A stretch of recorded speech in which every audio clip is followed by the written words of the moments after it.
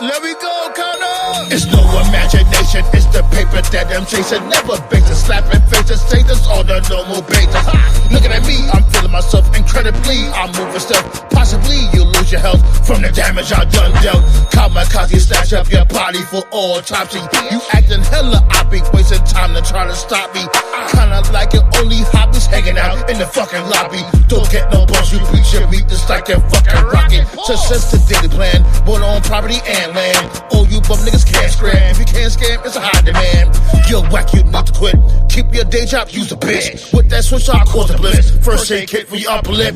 Juggernaut is causing pain. On the earth, you just a stain. It's your parents that I blame. It's their fault that you are made. Juggernaut is causing pain. On the earth, you just a lame. All your life you've been in lame. Your pop should've left you in the drain. Juggernaut is causing pain. On the earth, you just a stain. It's your parents that I blame. It's their fault that you are made. Juggernaut is causing pain. On the earth, you just a lame. All your life you've been in lame. Your pop should've left you in the drain. Crazy vice is gonna stop me. Nothing stops me. I'm raw power.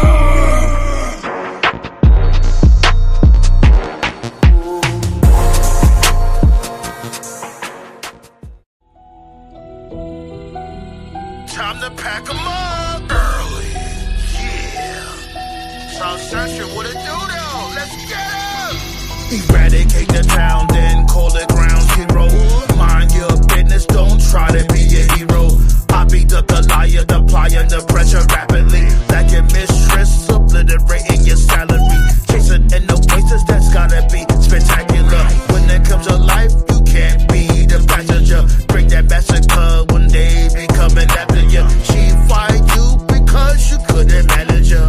Equipment clip, make a nigga dip. That shit I spit is too like you is useless. I'm improving. I level up with beat through music. Yo, Margo Lloyd's is so lame. Do anything for clout and fame. Say man and Leo away from the Bronx all the way to LA. The force got major kickback. You all gonna need a shit back. Use caution what you wish that. South Central been a dispatch. The bomb from Bronx living on. AKA King Kong Palm. King Picasso drawing arms. It's the storm after calm. Whip it in the kitchen. My adventures make it naked. Turn to the streets when jobs is out of reach. South Bronx to South Central ain't nothing sweet. Come compete, you get deadly. Monster hunt on these streets when it's time to eat. TD Jakes was a freak when it's time to preach. My SmackDown Raw still all elite. Yeah, press badge type, never mind the seats. 10 toes down, no need to leech. My word concrete, still wearing cleats. Bad bitch with me, still sand the beach. On the each two for me, cause it's never a reach. YouTube, I still hop the seat. Flaw with the jaw, but I plug the leak. Got on this mic and I'm in too deep. About 1,000 about it later, means you're hearing me. King of the block while I stone the seat. Never met a geek that ran the streets. J's on the feet while I clutch these beats. Go Sega with the sonics like I'm Fit L3. Stay resubmitting every path I pave. Walk a tsunami cause I am the wave. Reveal your revelations like the end of days. Saw him in a palm frame, Beverly's made. Enemies clock out like Flavor Flav. Make it public when you took it, I was born to blaze. For me in the kitchen for the food you crave. This raw rap shit and the beef is brave. On this campaign I'm vicious. Word to sit, I'm the sickness. Champagne drink for my bitches. If she's queen, we share bitches. On these hills granting wishes. If she's Hershey's, it's kisses. It's like magic, I'm twisted. Bars on Tundra, you missed it. Whip it in the kitchen, my adventures make it naked. Turn to the streets when jobs is out of reach. South Bronx to South Central ain't nothing sweet. Come compete, you get deadly.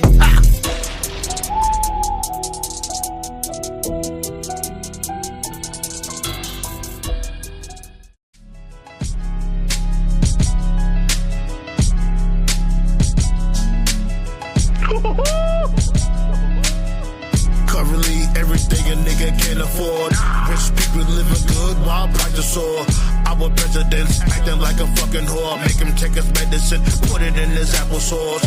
What the fuck is going on in America? They wanna get the Bill of Rights just to tear it up. Don't like politics, but it's hard to escape.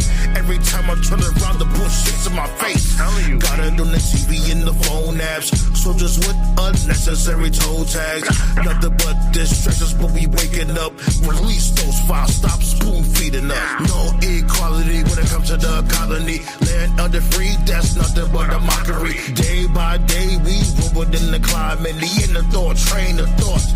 Vikings, this is America. This is America. Land of the free, but they don't care enough. This is America. This is America. Everybody Everybody hates us cause we always tear it up. This is America, this is America, land of the free, but they don't care enough. This is America, this is America. Either it's hatred or they're scared of us. Like Pac said, they don't wanna be the poor. We're all tripping in for a fucking war. Nobody wanted this all across the board. Not thinking about all the people that we lost. Even vegetables here is unhealthy. Phones giving cancer from a selfie. But the elderly here need health care. Fuck everybody else, we need help here. They wanna bully everybody on the earth. They want everything hardly reimbursed. Attacking everybody's wallet, that's where it hurts. Every day I gotta work, eating is a perk. Inflation is at a record high. They're only giving crumbs from that apple pie. How much money do they need? Never satisfied. No matter how we try, we're pushed to the side. This is America, this is America, land of the free, but they don't care enough. This is America, this is America. Everybody hates us cause we always tear it up. This is America, this is America, land of the free, but they don't care enough. This is America, this is America. Either it's hatred or they're scared of us. And I actually said to them, I said to Russell, don't send any money for daycare because the United States can't take care of daycare. That has to be up to a state. We can't take care of daycare. We're a big country. We have 50 states. We have all these other people. We're fighting wars. We can't take care of daycare. Daycare. 1 2 1 2. Tell me how I'm sounding to you. What it do though? Blaze was goody. Toph, what it do though? R to the B, huh? What's happening? Appreciate y'all pulling up. Sheesh, Rudy hit the damn goal already? Blood fire. That's why I fucks with y'all, B. You already know a deal is a deal. Come on, round of applause. Round of applause early. I didn't even say the title of the show. Yo, much love, y'all. Much love, B. But I'll say the title of the show. Council Roundtable. Sign it back in real quick. When it comes to the old-fashioned wrestling, let y'all know what's happening. You dig? And, of course, the deal is a deal. When you hit that goal, you know I got to open up them floodgates. It's only right. Tyler was good to your Anubis. Shouts go out to all y'all. Much love. Open up them floodgates real quick. Pow! Right there. Pull up, pull up, pull up. Yeah, buddy. You know how we give it up. As y'all see, the main roster's going through their reset right now. Who's here for it, huh? Who's here to see another new beginning?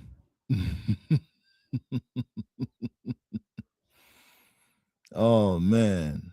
I see you, Anubis. What we got? How much likes we got in here? We got, sheesh, 12 likes in the building. Hey, and if you didn't like, you better make sure you throw that thumbs up. Black Sword Jim Duggan style. Oh!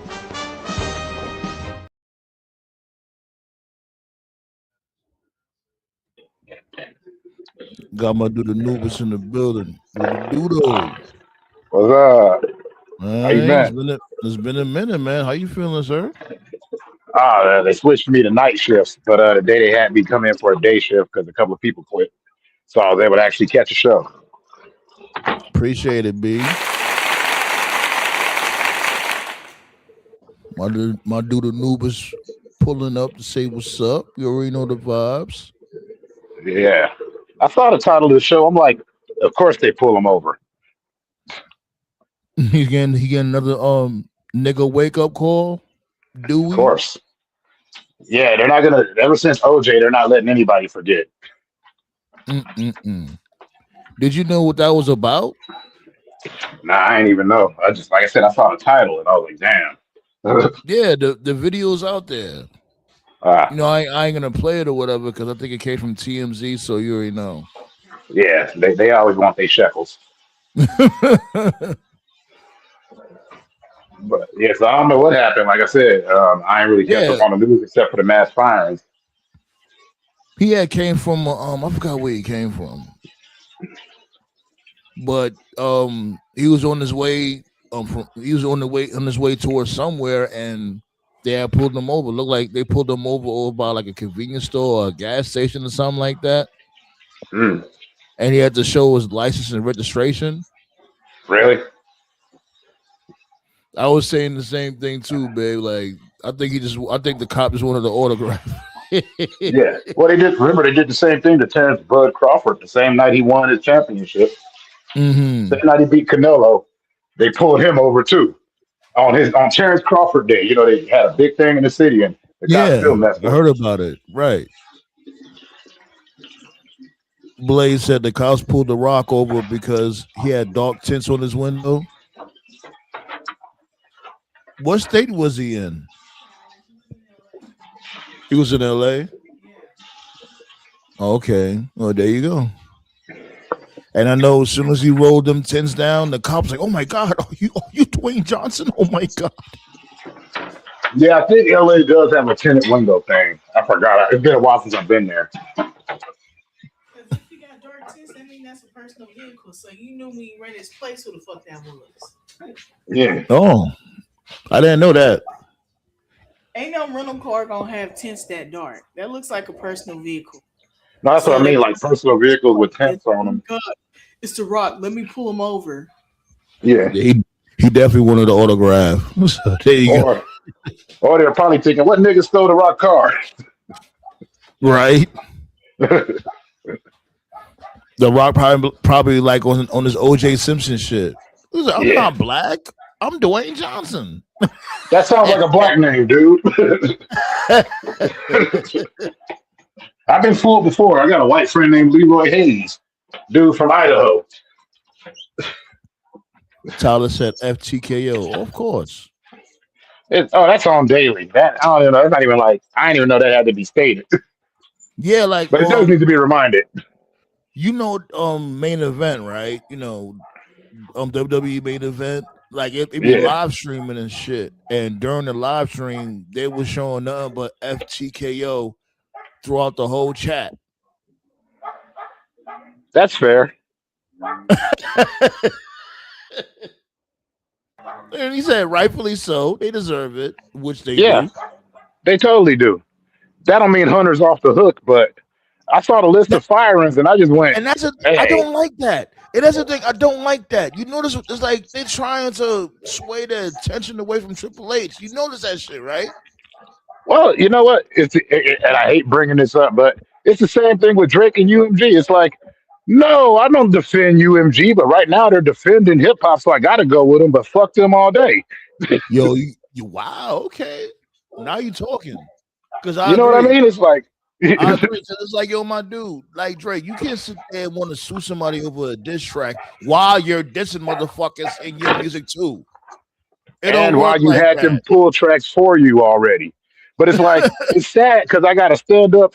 I gotta like kind of root for UMG, even though I know that they're sleaze bags and the devil. Right, of course. But in this instance, they're in the Yeah, right. Like the exactly. fuck out of here. Music is art. Music is music. Nobody got hurt. It was no And, violence, nothing like that. yeah, My dude, you lost. Face it. You're a bum. and that's how I feel about TKO and Triple H. Yeah, fuck TKO, but Hunter, you're not off the hook. Fuck you too. Right. But that's Got all I'm saying. TKO in the building. TKO was goody.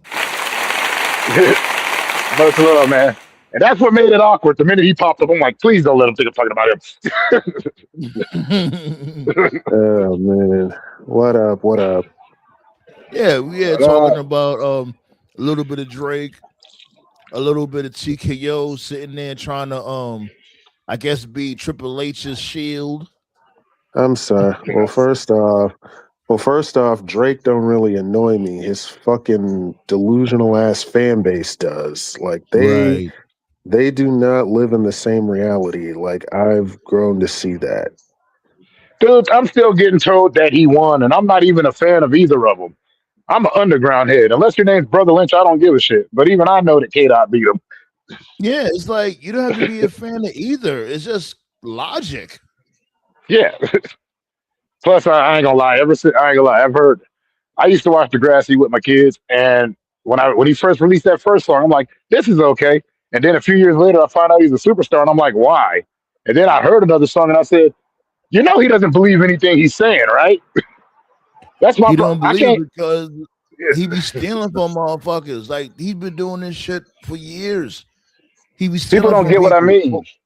or he'll be Right. ghost, or he'll have ghost writers. But even like, but you know, I know some great singers, and they got people write for them. But when they sing the song, you feel like they wrote the fucker. With him, I'm just like, you sound like you're reading to me, dude. You don't sound like you're not delivering anything to me. I think when it comes to that, um, I think when it comes to that, it has different standards because like when it comes to like R&B singers or whatever the case may be, if somebody's writing for you, cool. Because where I come from, whatever, like me coming from the South Bronx and all that, if you got a ghostwriter and you're supposed to be a rapper, nah, we not doing that. You know what I'm Dude, saying? And that's supposed to that's be a the no-no standard. everywhere. That is a standard. The only people that get a pass that are rappers are usually the ones that are producers. Like, Right. we didn't expect Dr. Dre Exactly. to write it. Dr. Dre ain't supposed to write his shit, make the beats. Right. Kanye doesn't have to because he's known more as a producer. That's the difference. Exactly. He didn't put on the rapper cap. But if you came in as a rapper, then you have to write your raps. Got Toph in the building. Oh, missed you. Yo, What's going on, man? How you been? I can't Working. complain. Yeah, get into that bag, buddy. And working on music. Rapping, this is out right now as you speak, all over the place, be like mayonnaise. Yeah, nice. I'm still trying to find an engineer because I can't Shit. produce to save my fucking life. Well, I was having a Go- pretty good night until I watched this SmackDown episode, man. This episode was the drizzling shit. Oh my god. Yeah. So Talk a about it. standard Go ahead. Friday night I'm on with it. SmackDown. Yo, yes, yeah, so like all seriousness, jokes aside, humor aside, Oh we've been boy. cooking here. I'm about to Chat. roll up a blunt. This dude is about to he about to talk his shit. let him Yo, go, man, man. yeah, yeah, man. Like we just sitting here watching this SmackDown episode, humor aside, sarcasm aside. I got free time today, so I'm just sitting here, and I'm just objectively watching this episode, man. And like this episode is just not good, man. It is just not good. Like every segment is shit. First off, it starts with Ricky Starks just debuting cold. Like, why Yeah, not do I saw vignettes? that. Why not do vignettes for him? His personality, his charisma, his suits. This the kind of dude you do vignettes for. Then you debut him. So he just They comes haven't out had cold. vignettes in forever. They Obviously, did do. he comes out Yeah. cold. Fans don't know who he is, and he's in there with Cody. Like, why would you debut him against like whatever? So you do that. Yeah. Then there's like a backstage segment with Tiffany Stratton talking about how she wants to do an open challenge. Like, we just another one, another open. Like, oh my god, dude. Then there's another segment with Solo, right? So Yo, Solo's that in the open ring. challenge shit is starting to fucking really piss me off. Yo, Y'all I put did what see is too that. much, there? I saw so a much few of these lazy segments. motherfuckers be that it's Yeah, getting what is? ridiculous now because now it's starting to spread into TNA also. Enough Right. of the open challenges, please.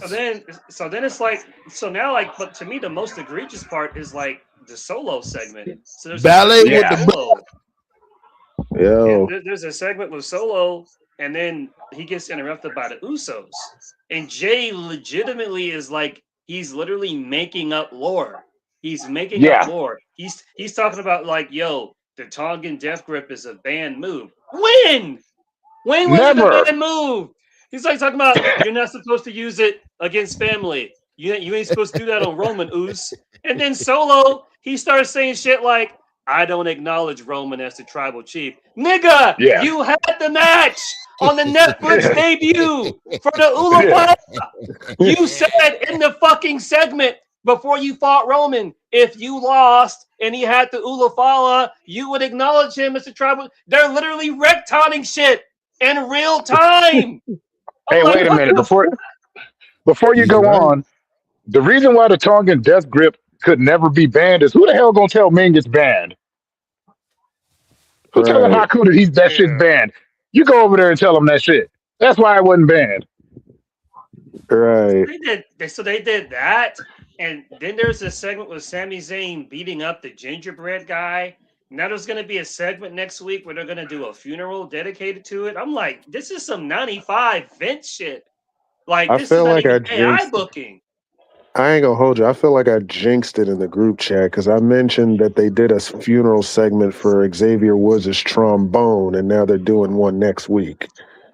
What? This episode is dog shit, man. This is just not a good episode at all.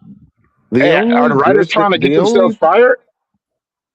it wouldn't even matter if they got themselves fired. They none of them know what they're doing. I'm And telling you, Jey the only good, Uso, Jey Uso the sound like only he was good drunk. thing, the only good thing about SmackDown tonight, and this is really a small margin, was that backstage segment with Royce Keys and Jacob. That's it. Ah. Hey, wait though. I got That one thing to little say about Ricky Slanks is that ever since he was Ricky Starks, since I've seen him in NWA, I've only ever seen him in cold opens. And I swear to God, well, I've seen him in cold opens on there, cold opens on AEW, cold open on NXT. I've never seen him otherwise. You know, probably you know why? Probably because he's a good talker and he knows how to get the show started. I Well, feel he it, but it's already like, lost. I'm like, He who is this already guy? lost tonight. He already lost to Yeah, Cody he already tonight. lost. So And Yeah. it's like the whole sink or swim method. That sink or swim method barely it works. only works. Can't do It that shit only with works. everybody. It only works if fans know who you are. The Yeah. main roster is not familiar with Ricky. You got to get a couple So of It's matches under like your belt.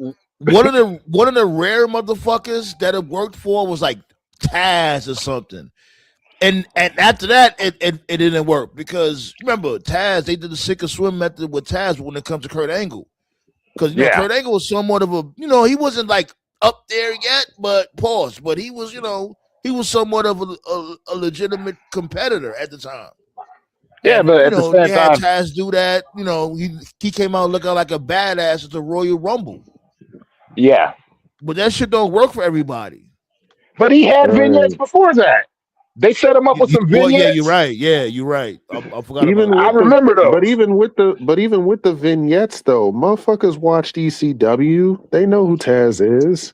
But they set up vignettes for him. Remember, I still remember those. They were black and white. He'd be sitting in the hood part talking about how most of his Mhm. friends were either dead or in jail, and that's when he started the thug life dead shit. They also The they mood is also about to debuted him. change. Yeah, Yeah. They also debuted them in the right place because they were in New York. So if you're just going to yeah, debut somebody cold, at the very least, debut them in their hometown or debut them like in a smart crowd like Chicago or New York or something. I don't know But where they are tonight, but they debuted him in Tulsa, Oklahoma, bro. well, there you Oh go. Lord. There you go. Hey, wait, I got a They're question in to ask Tulsa. y'all. I got a question. What was it called? Not it wasn't a backstage segment, but you remember when they would cut? They wouldn't it wouldn't even be announcers or none. But when it would come back on, they'd have a dude like a wrestler in the back. Like let's say you have like Razor Ramon or somebody. You'd have his name in the back, and he'd sit there and talk a little bit of shit. They didn't even do that. I also want You to know, like when point they were out setting stuff up. two other things tonight as well. Number one, they botched Brie Bella's entrance by playing her music twice. And two, yeah, they thought nobody would notice that. And two, they stole Soph's idea again by having Gunther jump Cody. And now they're going Nah. to do Cody versus Gunther. Wait. Let's slow down. Let's not bounce all over the place. Pause. You know what I'm saying? That's not like there's a lot of topics to tackle. Let's do one at a time. You know what I'm saying? So we can have a nice, coherent conversation. First and foremost, got coked out Sean in the building right there. Sunny days, baby. Sunny days. Oh man, they gave AI some of that coke too, huh? A coked out robot, a coke bot. We going back to the. I think they went back and gave them. You know what? We're gonna give them the WWF 1995 Raw script and see what they gonna do with it. Oh God. And it's like, yo, Road Dogg. How long has it been since Road Dogg got fired? At least a few months. Yeah, he been gone. It wasn't that long. Pause. It wasn't that long. A few months. No, like I was probably like what? Maybe 2 months the max. Yeah, like a couple months, like 2-3 months at least. He was gone before Mania. Yeah, like you can't blame him now. Like you can't. Like yo, can we just stop the bullshit and point the finger at Lazy Levesque? Triple hack. It was 2 months ago. 2 months. Yeah, so it is 2 months. Okay. Yeah, it happened in March. Like motherfuckers to cut this shit out, B. Seaflu was goody.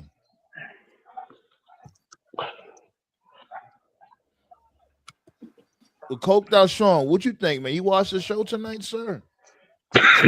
Yeah, man. I'm getting that feeling back, man. Like that feeling I had back in '95, man, when things got bad. Like or that same feeling 2019. I don't know, man. I'm like, depending on where they go with Jacob and Trick, and Obafemi, they the only three that's keeping me on this. They turned Jacob to a clown. That's one. They turned Trick to a clown. 2, Oba. See ya. Wouldn't want to be here. What about Javon? What about Javon? What about Javon Evans? Javon Evans is kind of 50-50 right now. As long as they don't turn him into trying to turn him into Kofi. I was thinking of Kofi. I think Kevin Nash didn't help either.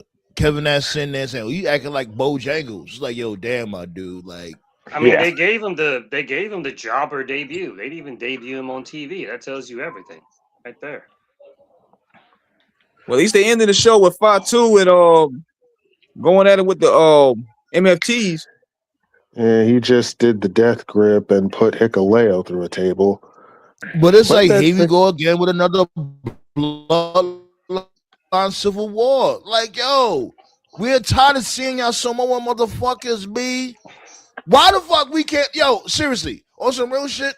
And I'm not trying to be racist or nothing like that. For saying, oh, Samoan, you Samoan motherfuckers, y'all know what the fuck I mean. It's like, yo, damn. Why can't be black talent at the top of the card? Jesus. Because they got Samoans. Is it really? They got Samoans cosplaying. You know why? Right. You know why, dude. Exactly. It's like, yo, we got the Samoans doing what the black people be like. Come on, son. This is ridiculous. We see the play. It's like you see the play already. Like, damn, is it really that fucking bad? You literally had these motherfuckers acting like they got black culture. You know what I'm saying? They're black cultured.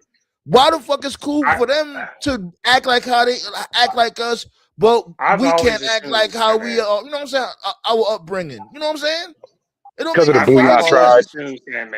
Man, I've always assumed the only explanation that makes sense to me, even though he's gone now, I've always assumed there must be some like blood debt. Like Vince must owe them. Like it probably goes back to fucking Snuka, if I'm being honest. Of course. Like he owes them. He owes them like a life debt or something like that. Because this Samoan shit, it goes back like before any of us were born. Clearly, this shit goes baok to like the 70s, the 60s. No, it predates Snuka because Snuka was in debt to him. You know what I mean? It predates Snuka. I just feel that everybody could eat. That's how I feel. Why gotta be like why has it be like that? We could all eat, and when we all eat, we could all make money. The product will be better. I don't get it. Like the product is ass, yo. Well, I think they're still fighting hard to make sure nobody's bigger than the company. They're still butthurt over that shit. That's their own fault. Like, yeah, isn't that what you want though? That's what they want.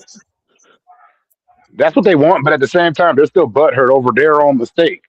because the only reason why The Rock left them is because their dumbasses insulted him by not negotiating his contract a month or two in advance. Remember, they let that shit come to expiration, and he got pissed off by that, and that's why he left in the first time. Now they got what Ballet it talking is. to you, Tove. Yeah, they don't want nobody to be bigger than the brand because they know once they're star lead, they got to go to work and create more. Yep. The same thing happened with Stone Cold. Like anytime somebody, that's why they were like, we can't keep letting people get bigger than this. And I'm like, but that I was the think whole that's just a reason y'all cop made out. money. I think that's a cop out. I just think these motherfuckers just don't know what the hell they doing. Period. They gave It's a cop Stephanie out. McMahon over an hour at the Hall of Fame. Of course, they don't want nobody bigger than the brand. Because how the fuck does Stephanie deserve more time than everybody else? How does she deserve more than Sid? I Yo, mean, that's the crazy part. And they only gave this dude AJ Styles like what, 15 minutes? They gave Bad News Brown I don't nothing. take that shit. I don't take They that shit seriously. But they the didn't day give I'll take Psycho. Hall of They Fame barely seriously, gave Of Psycho. course we don't take it serious, but it's like, yo, the, god the, damn, yo. yeah, the day I'll take Hall of Fame seriously is when they put Arsenio Hall in. Put him in, then I'll take it seriously. No, They no, might as correct. I'll take it well. serious. Why Fuck not? that. I I'll don't know why take the it. fuck they don't put him in. Fuck that. I'll take it seriously when they put Victoria in. The fuck? I'll take it seriously. I'll take it seriously when they put Cyndi Lauper in. She still ain't there. Yeah, you got a point. Yeah. Because was They she in the first inducted. WrestleMania? Yeah, she was the first WrestleMania. She was the And she reason was They it the got one, all the didn't fucking she like publicity. right, didn't she like transcend the whole rock and wrestling movement and all Yeah, that she shit? she got the Yeah. MTV yeah. hookup. Yeah, she was the one that got the MTV connection, You know which what? helped WrestleMania. Even though this is a far shake, I'll take them seriously when they put New Jack in there. Right. And they But inducted. TKO loves New Jack. Man, they inducted Stephanie McMahon years on the same day China's death. Like, come on, if that Yeah. don't tell you Wow, nothing, you I don't know what serious? I didn't does. even know that. Yeah, that's Yeah, why the when you Hall look of at Fame. that's why when you look at their page, you look at the WWE Hall of Fame page, you see everybody posting China pictures up there. Yeah, the day of the Hall of Fame, the day Stephanie got in, is the same day China died. Yo, speaking of the Hall of Fame, you heard what Kevin Nash was saying? Like all the legends that have pulled up, they all had to share Lunchables and all types of shit. There Yeah, was no no food. food there, no Shit. No catering. food. What the I heard, fuck, son? Like, I how you read a not gonna report feed that the legends? I mean, I read a report that they're on $100 food budget now, so I don't know how true that is. $100? I don't know how true that Yeah, is, Yeah, but That shout is outs to fucking insane. yeah, shout outs to Wrestling Bios. He just posted a video earlier this week of his trip to Las Vegas. He Oh, yeah, I went to watched that too. It was WrestleMania. a really good video. I watched that shit. Yeah, yeah, it he was has one. interesting when he showed like the food options because apparently like the food there wasn't shit either, and it was like stupidly expensive. So bro, they were selling tomahawk steaks for $200 there. Nah, he I'm like like, he said the Wow. breakfast was I'm like, ass. He was like, yo, the what the breakfast fuck? had What? no seasoning, and it was I have a free, but it was question. like, yo, they better off paying us to eat this shit. Fuck I it have being a, I have, free. I have a question. Well, I didn't talk wait. about In their this last defense, week. they were on the strip. They were on the strip. The strip gouges the shit out of you. Take it I have a question. from someone who I lives didn't here. talk about this The last strip week. gouges you. I didn't talk about this last week. Why were the wrestlers in the same hotel as the civilians? Why were they not in a different hotel? And why didn't they have any bodyguards or any type of protection? Could TKO not afford that? I mean, they've been They getting put harassed by. That's why they've been getting harassed by fans that whole they night. put him in a cheap hotel, B. That was a bullshit hotel they put him in. That's why. Bullshit security, all that. You You got know these they don't. motherfuckers' lives on the line. It's that You karma, know, man. bro. They You should have know took they their ass to New don't. Orleans. They don't. You know they don't book hotels for them, right? So many wrestlers have come out and say they book their own shit. Yeah, they have to They pay. make, They have to book their own hotel. They book you're their own right. You're flights. right. All that shit. Yeah. yeah, they We They got book don't their play Black own about. Star in the building. hotels. Hold on. We got Black Star in the building real quick. Yo, Yep. Yep. What's I was the ever dude, had. B? Was Heirloom. goody. Yeah, continue on. Go ahead. Yeah, but like I was saying, so many wrestlers have come out and said they book their own hotels, they book their own flights, they pay for their own gear to be made. So that Yep, ain't nothing new. that's true though. That's been a thing. Yeah. Coked out Sean, did you have to say something from before? Yeah, man. I mean, like I was saying, they should have. If they would have went to New Orleans, we wouldn't have went through this. But that's what greed gets you. And it's gonna get them again next year if they go to Saudi. I'm not in this. How long do they have anyway for that? Because Solomon, how long? I forgot how long Solomon said they had on them sweet Saudi money contracts, as he calls them. I don't know, but that shit has to end ASAP. Rocky. They got to end, man, because especially with all this conflict going on over there, it's like you're putting your talent at risk now. And on top of that, they got to go to Saudi. They're probably going to do. Yeah, and on top of that, they just announced a show in Saudi in June this year. Lord. Yeah, they doing Night of Champions in Saudi this year in June. Doing the damn war? I guarantee you the only thing that would stop TKO from getting that Saudi money is if Iran blows up every single building in their existence. They will build something if they have to. And risk dying? No, they're not going to do that. Vince McMahon would. I'm sorry. That's the kind of guy he was. Yeah, Vince would. But they won't. He kept this bitch open during COVID. He didn't care at all. But yeah. But yeah, man, something got to be done about SmackDown though. Like, this is just too much bad TV for my life. We're getting a very we're getting a clearer picture. It was like if you took a WWF Raw from like '95 and just made it 3 hours. Like that shit was just ass. Like a lot of people. We're getting a clearer picture. This was the worst episode I've ever seen. Like that was really bad. It was a really bad episode. We're getting a clearer Y'all picture. are not making me want to catch my wrestling. You ain't missing much, dude. Off of what's going on here. And again, yeah, AI is doing everything. Fucking shitty AI. That's beside the fact. They're idiots. Well, yeah, that's. But like that goes without saying. But like Triple H been all right. I'm seeing things, and I was wondering if anybody else saw the same thing that I saw. Like you noticed, right? At the time of the firing, at the time of when Black got fired, everybody got fired. I think it was last week, right? Yeah. Like you noticed when all that was happening, who wasn't talking out of everybody? I haven't kept up. Triple H. Yeah, Triple H was the one who wasn't talking. You know why he wasn't talking? Because he wasn't going to accept the blame. Well, they did. Blame. Oh, that's not. I got one better for you. I got one better for you. Right after all these motherfuckers got fired, he had got a bigger check. There's something else. He was willing to quit at that moment in time before Mania. He was willing to quit. He wasn't gonna quit. I mean, motherfuckers. I mean, TKO. Another report they just announced is another part of the reason for the firings is because of their age. So, what does that tell you? He was willing to quit the company when all this was going down. Never do that, bro. He's a fucking bitch. Triple H would never do that. So yeah, that's called smoke and mirrors. So because of that, he got a pay raise.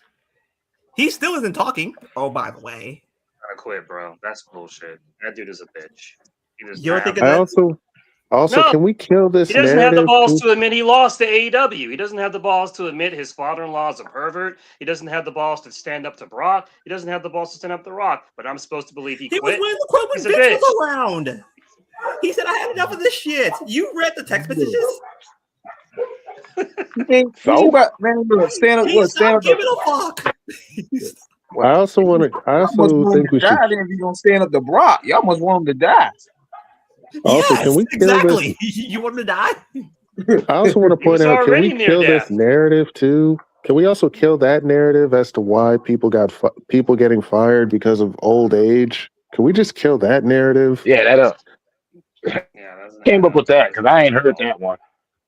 There was a report that said recently that a part of the reason for these people's firings is because of old age. I'm like, really?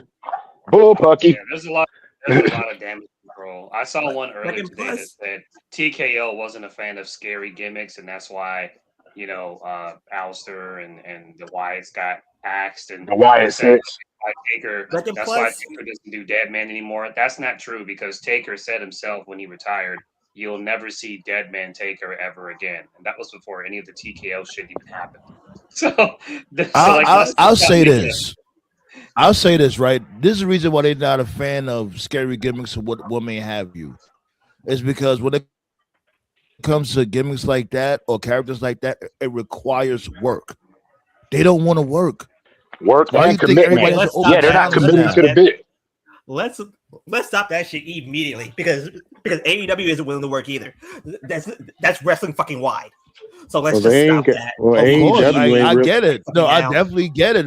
But like, plus AEW ain't really got that many spooky that doesn't gimmicks. mean that doesn't mean that what I said isn't true. I've already You know what I talked mean? about it. Scary gimmicks don't Like, work let's in modern just- day anymore. They don't Like, work. let's just- They don't. I'm not saying that we'll never see a good. I'm not saying that at some point in the future, a scary gimmick won't come back and really get over. Yeah, it'll happen one day, but it's not going to be anytime soon. Just the direction that wrestling is in right now with the internet and the fans, it's just not working. Because if you're going to have a scary gimmick, Well, and a also- spooky gimmick. Mhm.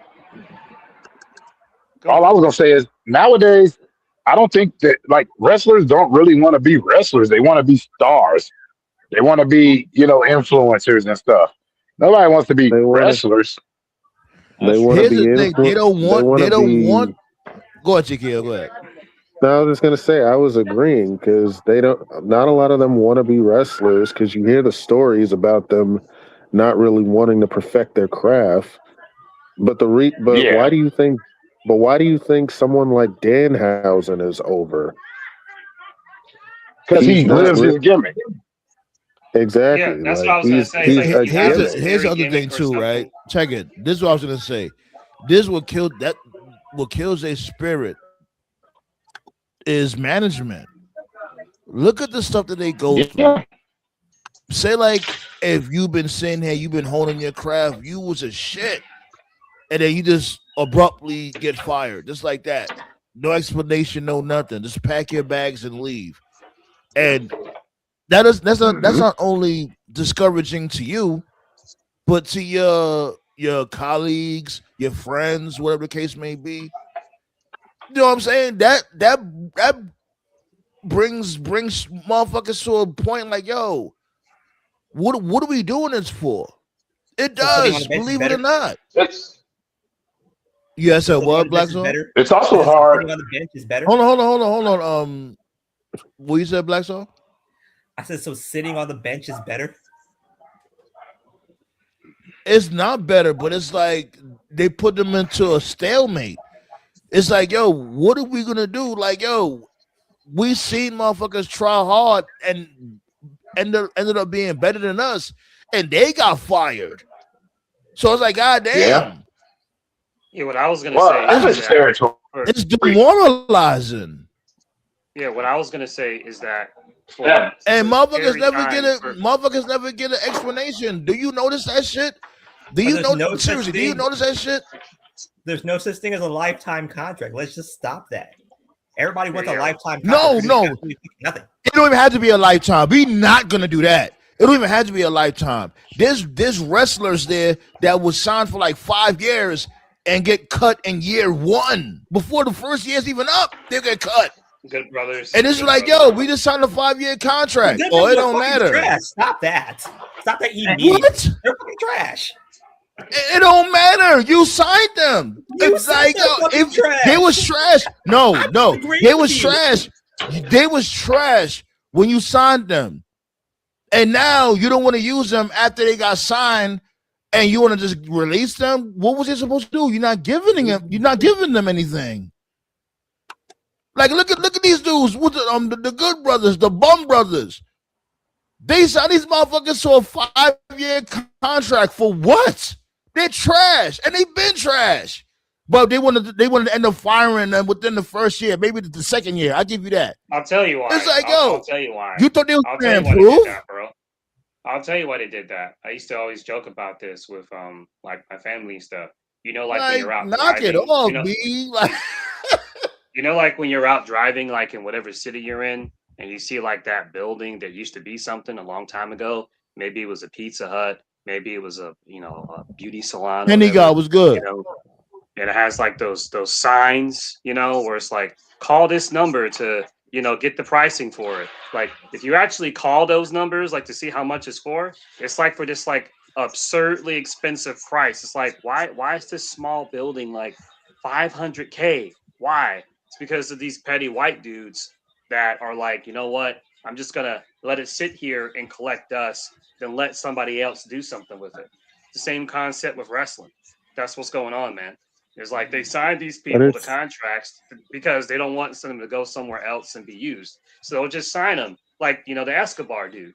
Like he was on his way out, then they were just like, no, we're gonna give you this big money deal. We're gonna use you. Then they signed it, and he just wasn't used. The report was he fell through the cracks. I'm convinced that's why they signed the Motor City Machine Guns too, because that's exactly why they signed them. Yes, because they should have been on AEW in my opinion, but then they wasted. And I was caping for them. I was caping for them to go to WWE because I was saying like I wouldn't want them to go to AEW because AEW already got enough going on. But them going to WWE, you know what I'm saying? I figured that would have been better. But these motherfuckers, they do nothing with them. Like it's time. Go ahead, Black Star. Let Black Star. Let Black Star talk. Let Black Star talk. Wolfpack was good. Go for it. But go ahead, Black Star. Go ahead. It's time to accept the fact that wrestling is dying a very slow and agonizing death. And I said this right when the retirements in football started happening. I said, football's not going to die. Football's not going to die anytime fucking soon. The lesser sports. And neither is wrestling, though, my dude. Just because WWE... Yeah, wrestling will always be around. Yeah, like, just because WWE is shit doesn't mean wrestling dying. Like, there's a lot of wrestling out of there. There's a lot of wrestling out here. Yeah, we talking about the indies are just benefiting the city that they're in, benefiting the region that they're in. And what's wrong with that? What's wrong with that? That's a basic. The territory system was better. It's turning like people want to turn wrestling back into territories. Yeah, back to the territory days. That was better for you too. Yeah, it really was. Like, because the territories, what would happen is if you're all over TV all the time, everywhere, then nobody's gonna miss you. But in territories and indie circuits, you can go work, and people don't see it. They might catch you here on YouTube or something. But you go to the live show, it's a lot more fun. That's why I kicked for so many people that ended up in WWE. But I was so mad that they got signed to WWE. Like you look at the boom eras of wrestling, right? The ruthless aggression era, the attitude era, the first, like the big boom era. If you look at things around him, every other company plus the indies was doing well at the very same time. It all came together. You look at now, yes, the indies are booming. The indies are doing great. But the big companies are suffering. which means that Yeah. the indies are just becoming a regional biases type thing. Like, yeah, Chicago wrestling is doing great. Yeah, LA wrestling is doing great. Yeah, Texas wrestling is doing great. Yeah, Vegas wrestling is doing great. That's how it used to be before these boom periods, though. Before Vince bought up all of the fucking TV in the 80s, because that's the reason why the territories died. He bought all the TV and said, you can't air them or we're taking our shit away. He purged So the I'd evil. rather it go back. But wrestling as a whole, as a business, for lack of a better word, isn't doing great. Yeah, business isn't booming, and yeah, the economy isn't booming either. That's just beside the fact. But I'm that's just why I saying, say like, that wrestling is dying a very slow death. well, they said that. Here's the thing, too, 16 it's like- bumblecleat lights. But what I was trying to say was when it came to the territory days, at that time, it would exist in cycles. But the reason why it works better for territories is because for wrestlers, all right, let's say you're in Florida. Well, Florida ain't doing good. Let me go see what's up in New York.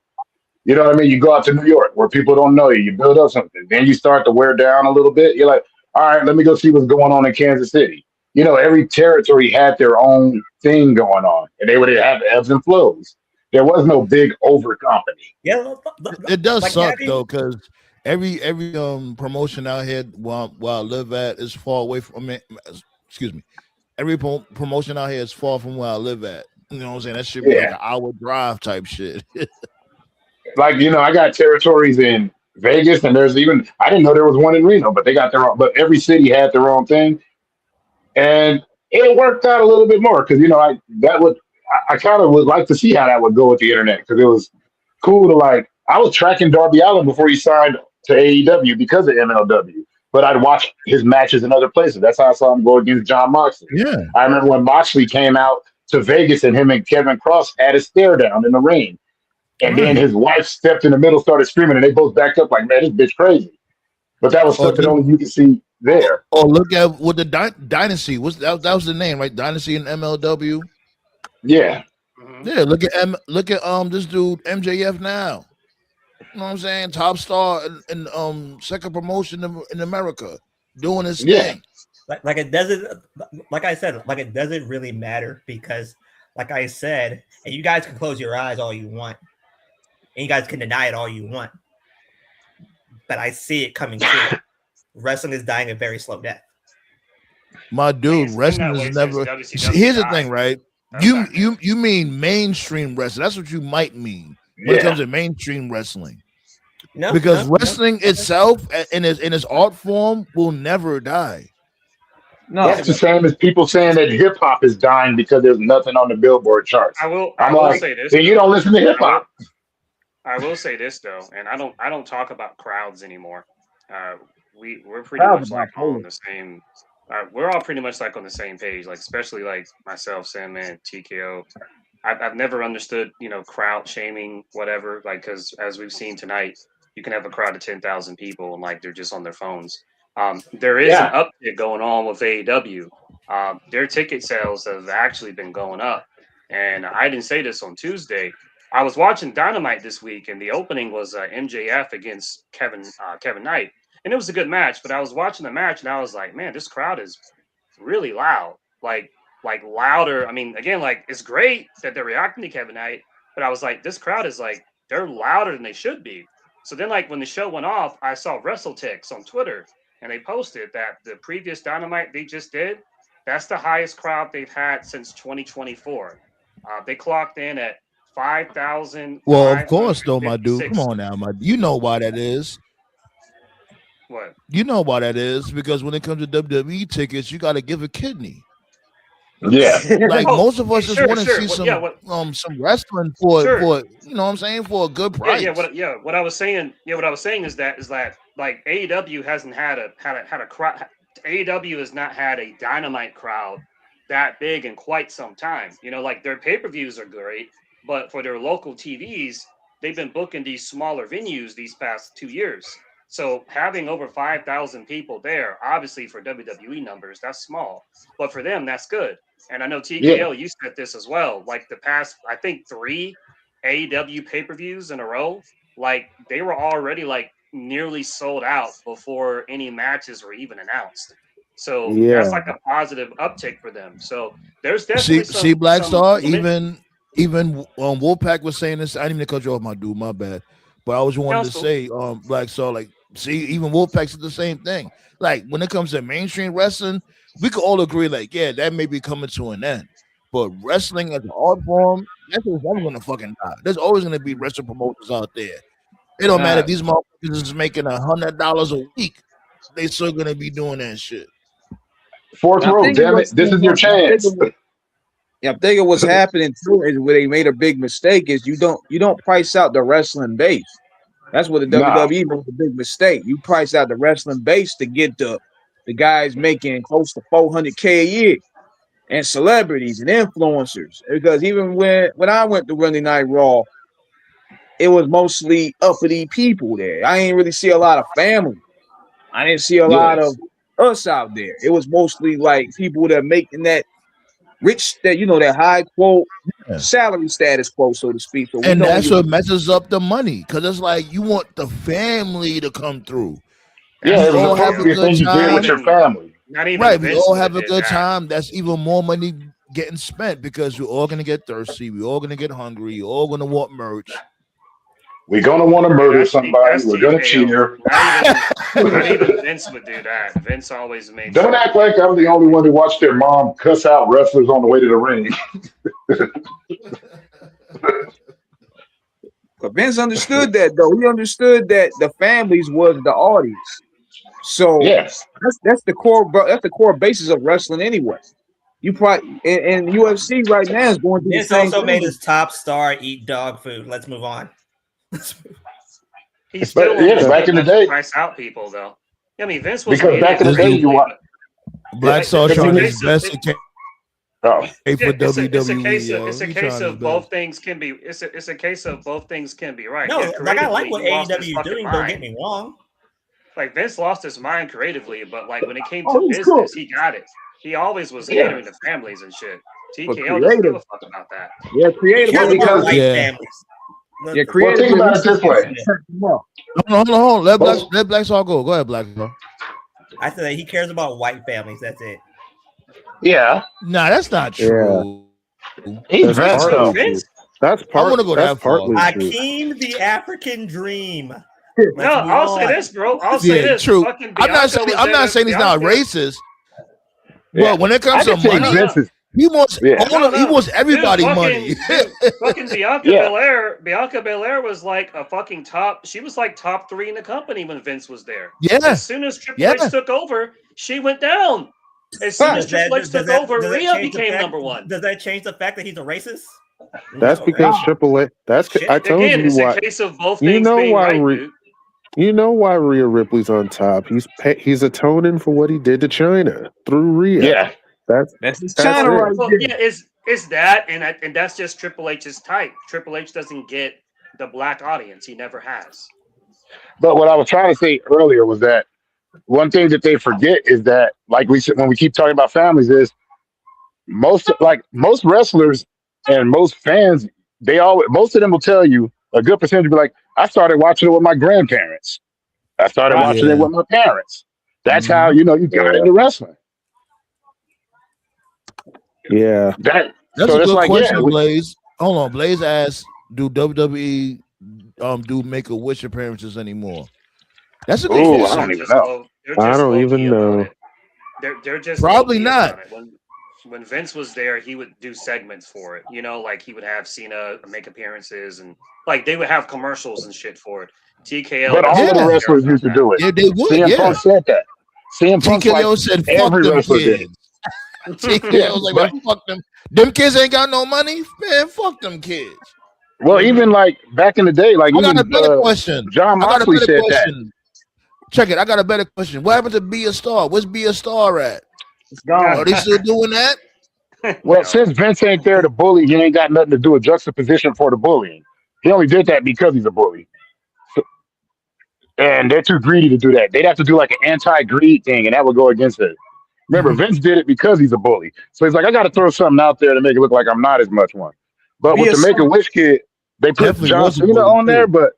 but Dean Ambrose is like, I had to do as many. He's like CM Punk. He's like, yeah, kids will request all of the wrestlers.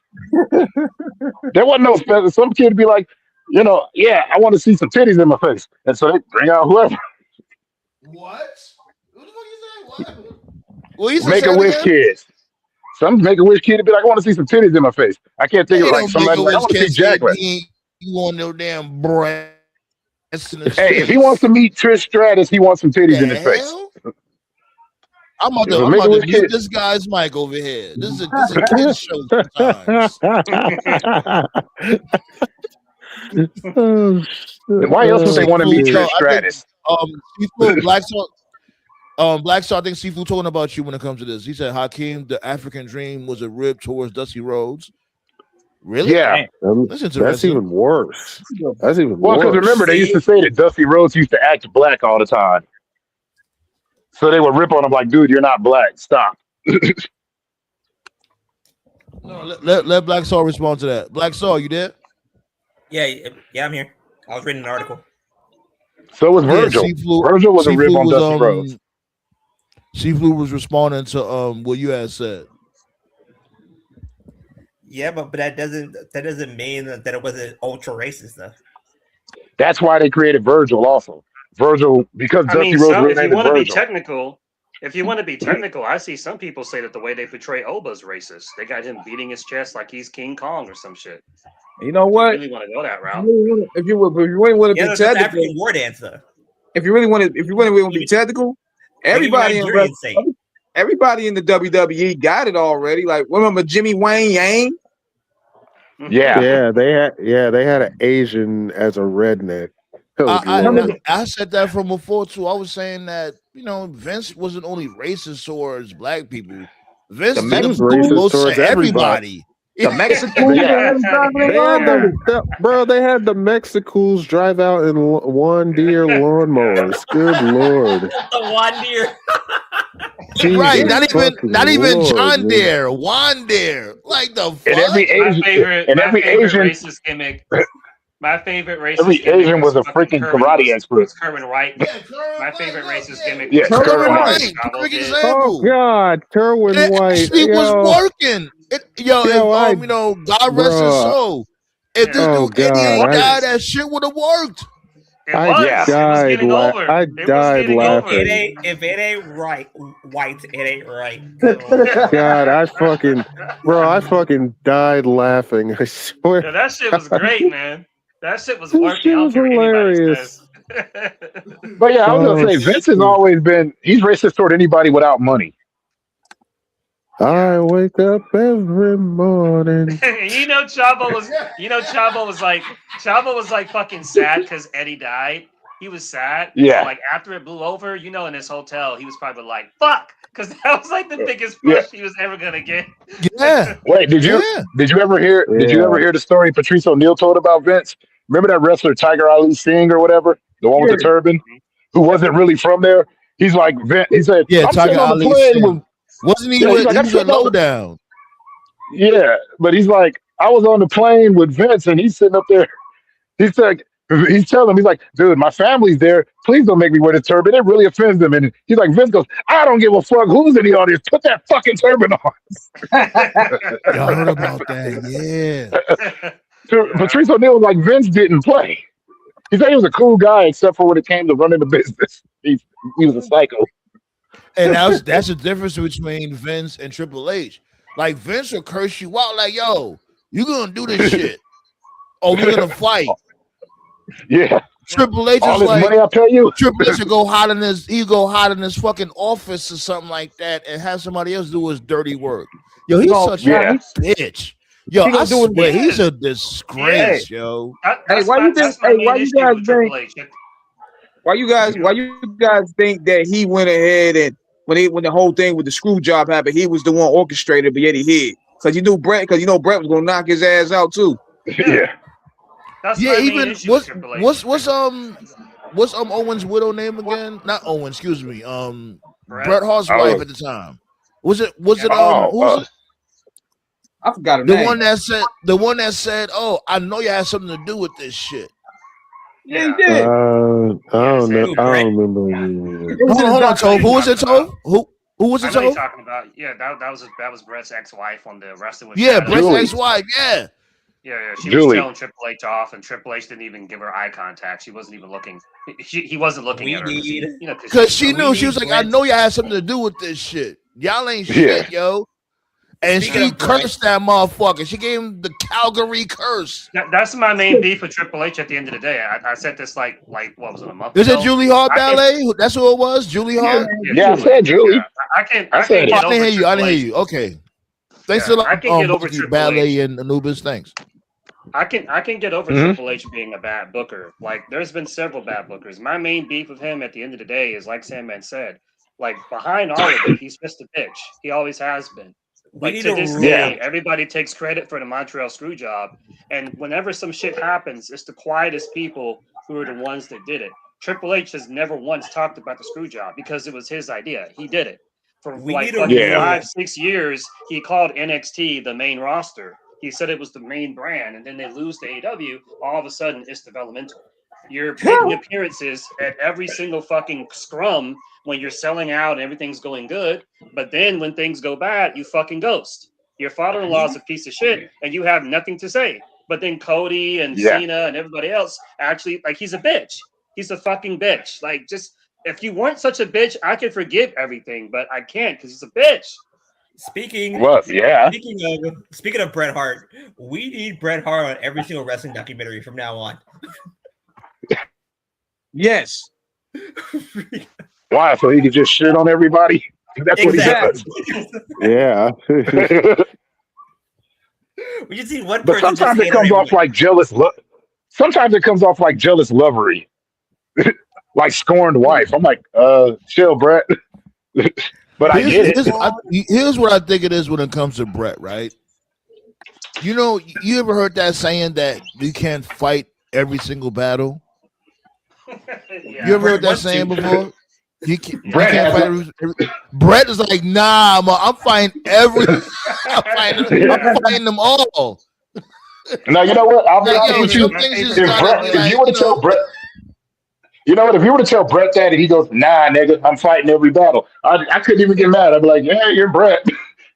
My favorite Brett clip, it sums up Brett perfectly. If you go on YouTube, put in I think it's called Brett Title Walk or something. He's at a convention and there's a camera following him and it has all these replica titles, there's a replica of the big gold belt, there's a replica of the eagle belt, there's a replica of the Attitude Era belt. So Brett's just explaining the lore of each belt.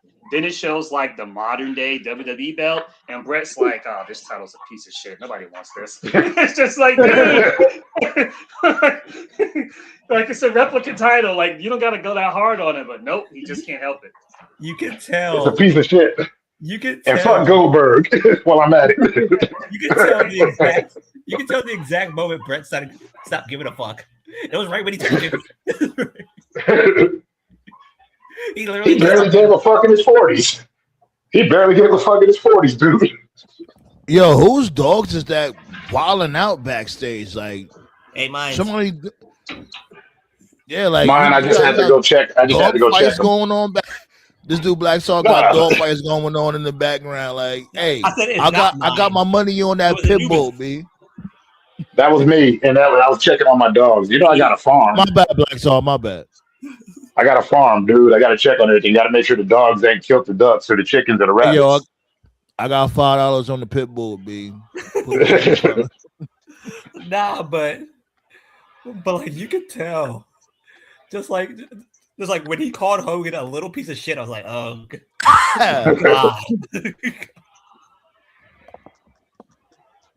And he'll say whatever he wants. Ain't nobody checked him yet.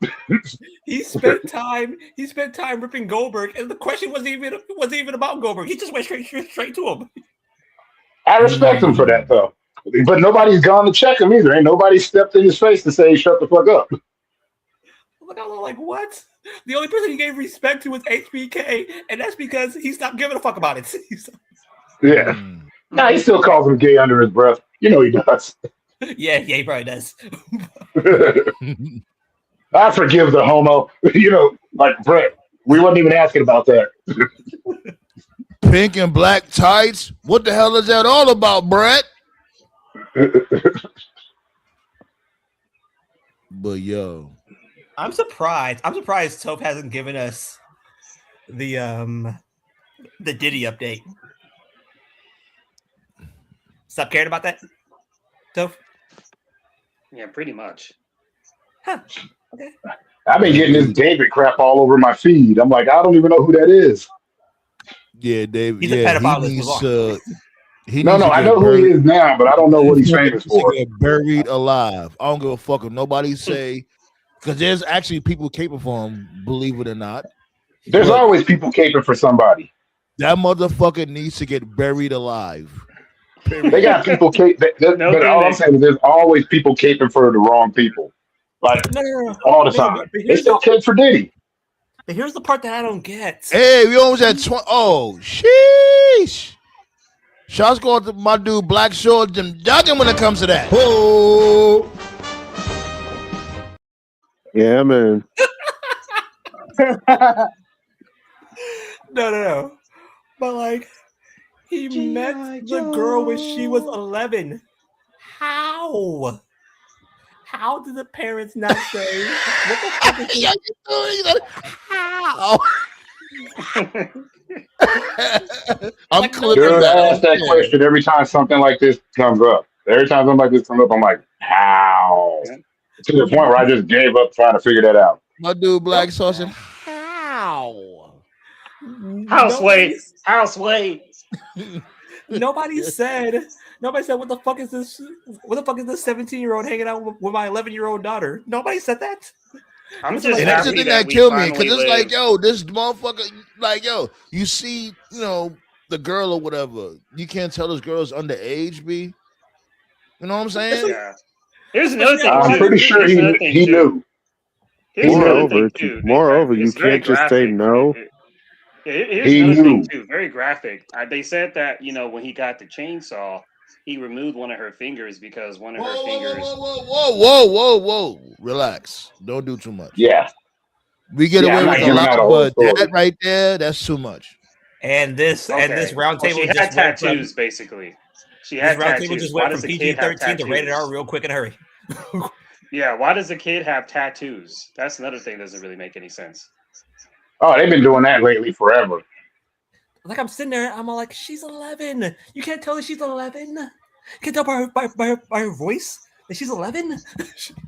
Like, and it's fucked up as is that's what she had, but what he did is, like I said from before, there's no coming back from that, B. Like, my dude, not even a little. That's it. I don't even know why there's an investigation. Like, yo, our tax dollars is going to this bullshit. Get the fuck out of here, nigga. There's an investigation because it's a distraction. That's why. Like you're sitting there, and like they're playing Fortnite together. They're in a Fortnite game room. All of a sudden, you hear a high-pitched motherfucking voice, and you're thinking, "Wait a minute, why the fuck is this underage chick?" Anyways, we not gonna like. Let's I was gonna say, but let's not get into the details. Let's shift gears. It'll get dark real fast. Speaking of dark, Joe Tessitore, he needs to go. Yeah, I try to be patient.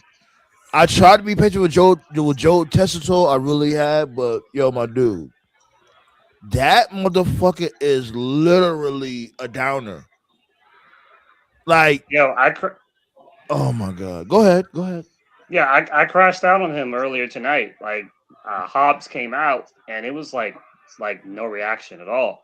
And then the Joe Tessitore guy was like, "What a nice ovation for Royce Keys," and I'm just like, "Are you watching the show?" Just like how Toph said it. Hey, I'm like, yo, my dude, get excited. And that, I ain't gonna lie, that's what I missed about Pat McAfee. I'm not saying Pat McAfee was a great commentator, but he brung excitement. These motherfuckers are not excited. And yet people like to shit on Booker T. Hey, Booker T is a gem. I mean, Booker Like T. Booker T's fake a commentary is reaction, not the greatest in the world, but at least if you're gonna fake he's a excited. if you're gonna Yeah. fake a reaction, just use those fake crowd pops. Don't say that he got a big reaction when he didn't. Like at least cover it up. Have fake It's crowd not. pops or It's something. Toph. It's more than that. This motherfucker is lifeless. Tessator is lifeless. I guarantee I you, think get you a girlfriend who supports you like Booker T. I think even Joe realizes that the product sucks, and he's just Yeah. going through the motions just for a check. I get it. I really do. Dude, And I get it. It's like, yo, fucking, they pay you enough. I'm pretty sure they paying you To this enough. day, Pretend. they've never. Please To this day, pretend. they never. To this day, WWE has never really recovered from losing JR. Like when they lost him and then they transitioned Michael Cole into most people when they talk about the product, they talk about like the in-ring and the stories, but commentators are a part of the formula too. They have yet we're like in 2026 now, and it's been like 2 decades. They still haven't really found that next generation of consistent commentators to really like make the show exciting. They've brought in people who had like, brief spells like the Pat McAfee dude or the Morale guy or whatever, but those are just brief Yeah, short-term Morrow. things. Yeah. Morrow, yeah, Corey Graves is all right, Barrett is Like you all need- right, but Like you And need my Cole and phone's Booker T on about to both die, shows. so I gotta go. Much love to y'all. Peace out. All right. Yo, appreciate you pulling up, my dude. Yeah, I had a blast, We need but Cole your and Booker phone's T on gonna both die. shows. That's my petition this year. My petition this year is to have Cole and Booker T on both shows. Because at the very least, And that's funny. Booker, he was on the main roster from before on commentary, and I guess they felt like he wasn't ready. He was still a little rough around the edges, and they sent him to NXT. And ever since they sent him to NXT, he's been getting motherfuckers over on commentary. Come on, let's really be real. Got over Trick. He got over Oba low key. He got over, he got over a few people when it comes to, especially when it comes to the entrances. Oh yeah, man. got over Stephanie Booker. Got over Joe Hendry. Yeah. Yeah. And it's like, okay, bring him back to the fucking main roster. Bring him back. Put him on SmackDown. Because remember, he was on SmackDown from before. Put him back on SmackDown. Get rid of Joe Tessitore. He's done. Like, seriously, I don't give a fuck. He's done. He's done. Yeah. The motherfucker I'm going to say he sucks. But when it comes to wrestling commentary, this is not his jam. It's a phase. This is not for him. I forgot the dude's name. The dude who I see Seaflu mention Aiden English. He's good. The dude who does commentary with Aiden and TNA, because he was doing commentary. Yeah, what's his name? Reinhold. That's his last name. Yeah, Reinhold, something like that. Yeah, like that guy. That guy was fine. I don't know why they got rid of him. He was fine. The dude in Ring of Honor. He makes occasional appearances on Dynamite. The white dude. What's his name? The white guy wears glasses. Yeah, he's great. He's great. Like apparently, like he doesn't want to do full-time AEW stuff because he wants to stay with his family, which is cool. I respect that. But didn't somebody get mad because somebody got like pissed off because like Ian Riccaboni is like a major Trump supporter? Oh, I don't know. I have no idea. I think that was a rumor.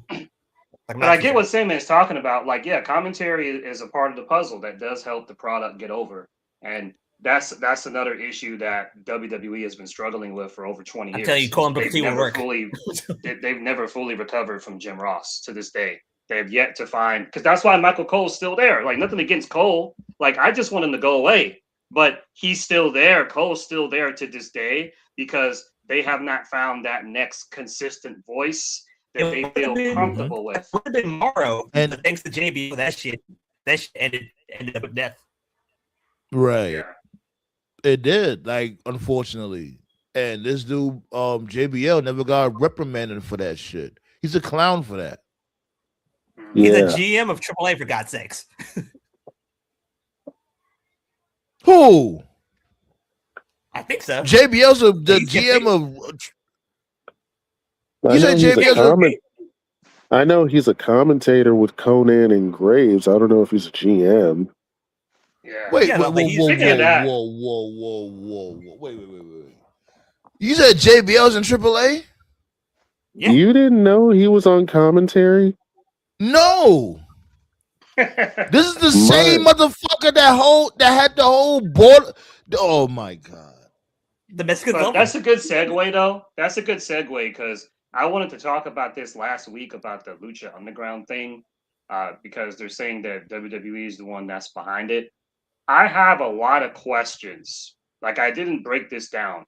So They're not gonna first of answer it. all, if they're gonna bring back Lucha, is this gonna be live? Because Lucha Underground was never live. Every episode It should was never. taped. Yeah, you're right. Great point. Right. So if it's live, then that's going to be a totally different vibe. Secondly, if they do lucha, is it going to be in an arena like all the other regular shows, or are they going to find like a place that's like a club or something? Because the visual is what made lucha work. You know, if they film it in a Yo. regular venue, it's not going to work. Thirdly, what Yo, about my Dario dude. Cueto? Ooh. Yo, my God. So, man, you got this shit marinating. Like, yo, just imagine. Hopefully they do get Dario. They're not getting Dario Cueto because he's signed to MLW, unfortunately. But Well, just that's a big imagine. problem. Yeah, it is. It really is. Damn. But when it comes to the venue, just imagine them on some fucking Def Jam Fight for New York shit, and like Did they kill him? Like a nightclub with a ring. Yeah, so They what? killed him, right? Did they kill him? You mean the character, right? You're asking if they yeah. killed Dario the character? Yeah. They may have. I'm not. I think. Oh, if they killed him, then that's it.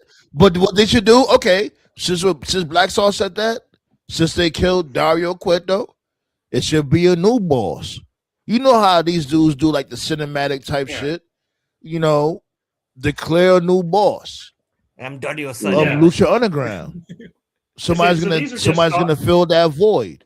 And Like, not Dario- only when it comes to Dario Cueto, have a new Matanza Cueto. Or Yeah, so you know, these are just like thoughts in my head. So it's like, is it going to be live?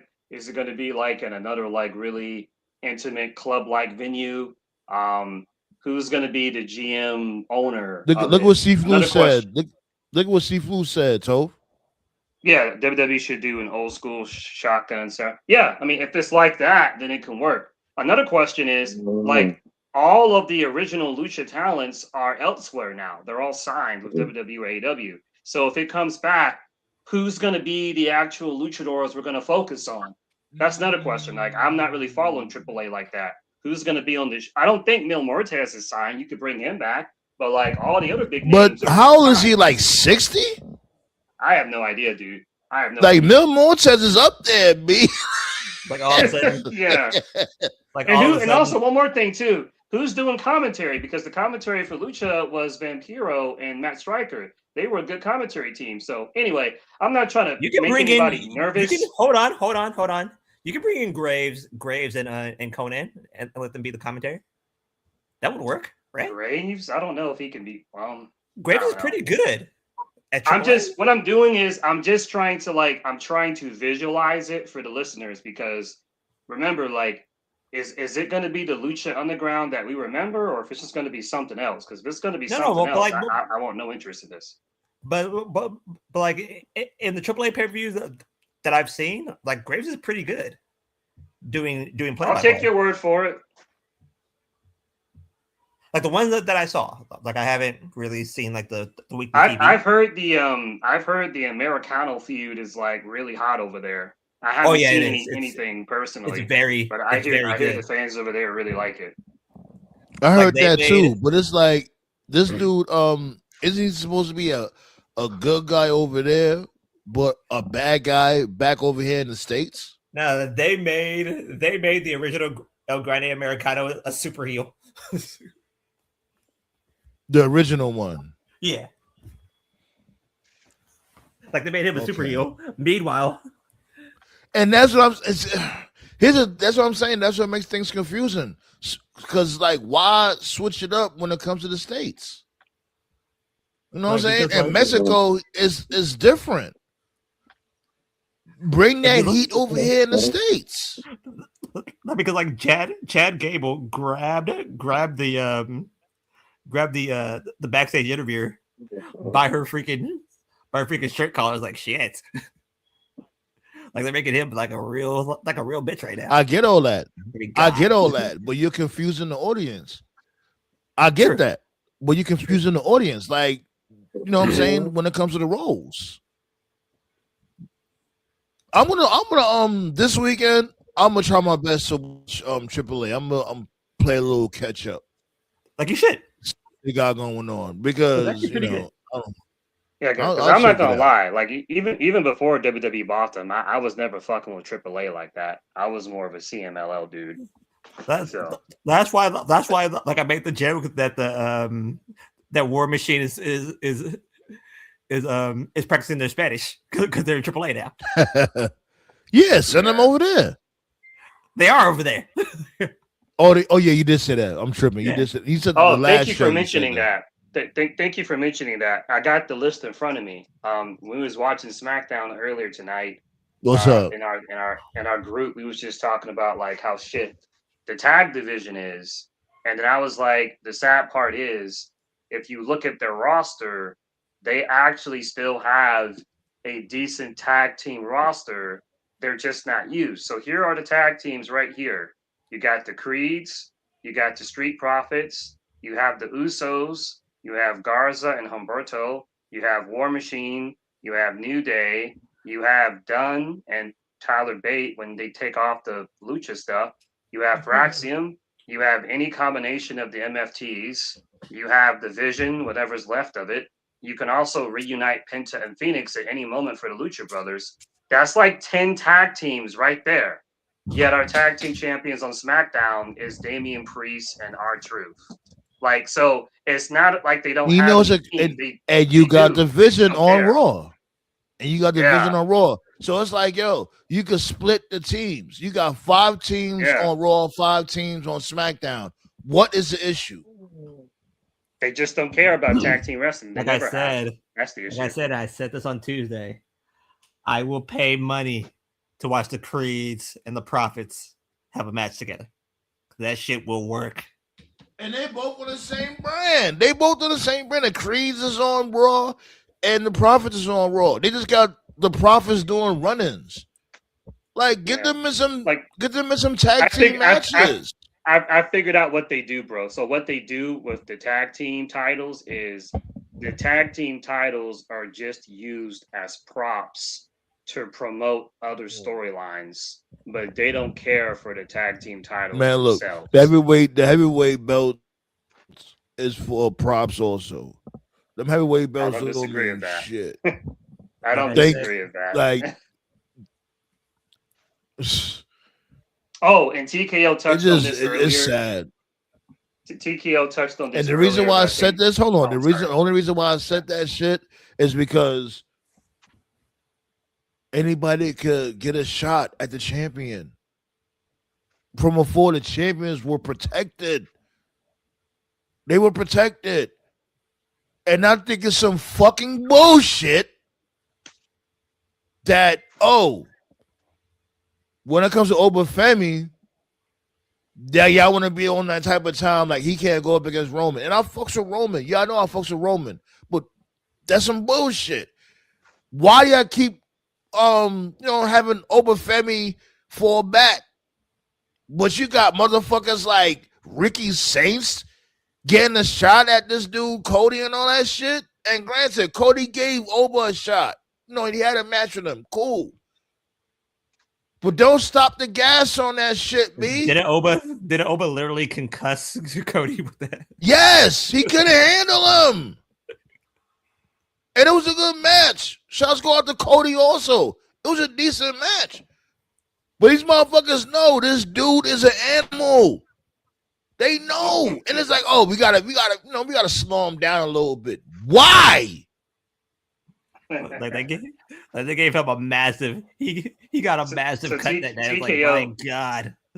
TKO mentioned this, and I think Sandman had said to let's like slow down at that time because I think Black Star and King Eric had just joined. So they took another one of my ideas in real time. I'm saying for like the past like week, just get Gunther off TKO of Raw and put him on sleeping. SmackDown. TKO sleeping. Yep, he is. That's SmackDown for you. That's SmackDown for you, man. Well, while TKO sleeping, I know you just watched some extra strength Ambien, but you got to wake up, bro. Yeah, while TKO was sleeping, they took my idea again. I pushed earlier this week to take Gunther off of Raw and put him on SmackDown. They did that tonight. He choked out Cody. And listen, man, I've been neutral this whole time. I'm not a Cody hater. I'm just neutral. But I got to call it how I see it, man. This Cody experiment is over. I'm sorry. Take the belt off of him. Put the title on Gunther and Cody. Just go away for a couple of months, man. Just take a break. Yeah, he at 40, Mania 40, he peaked. He peaked. Yeah. Real quick, know one match that I would love to see that I'm getting more and more of a realization that's probably not going to happen. Mm-hmm. Like, I want to see Jacob versus Oba just once. Just once. It's going to happen. They're still young. And we'll get it eventually. Yeah. But I want it eventually. Like, I want it this year. Yeah, the person who needs to be rehabbed.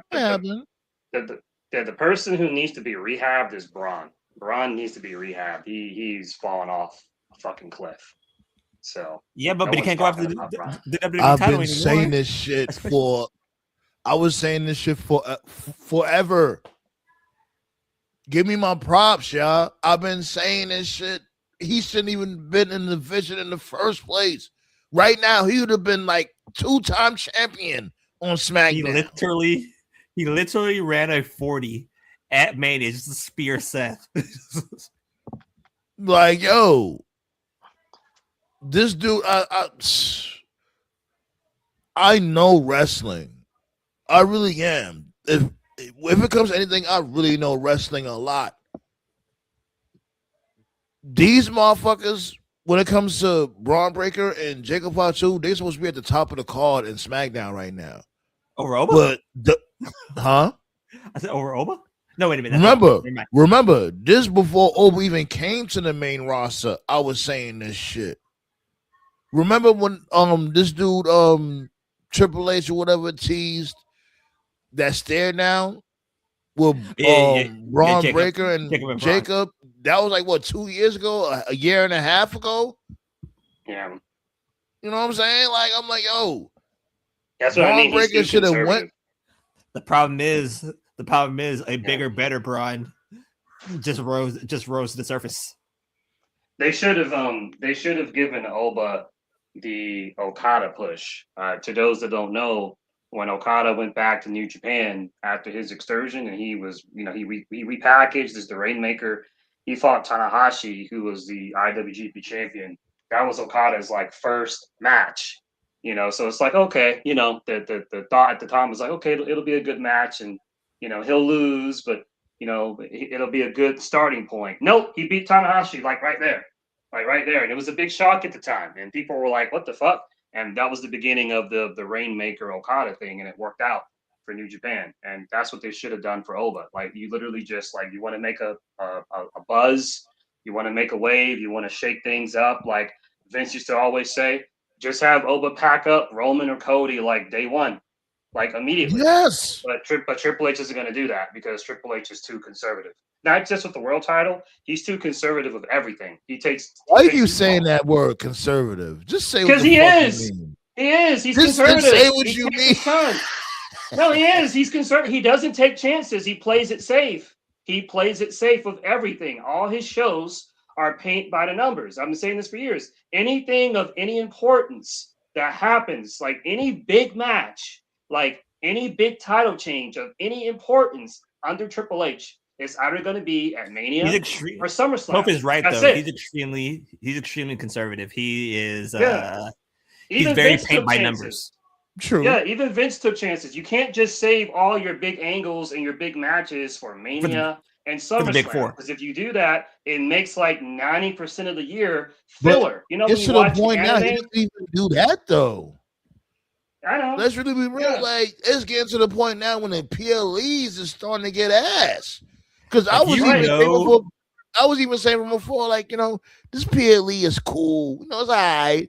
But it's like, all right now, like, let's start trying again. Like, you're not gonna try at all?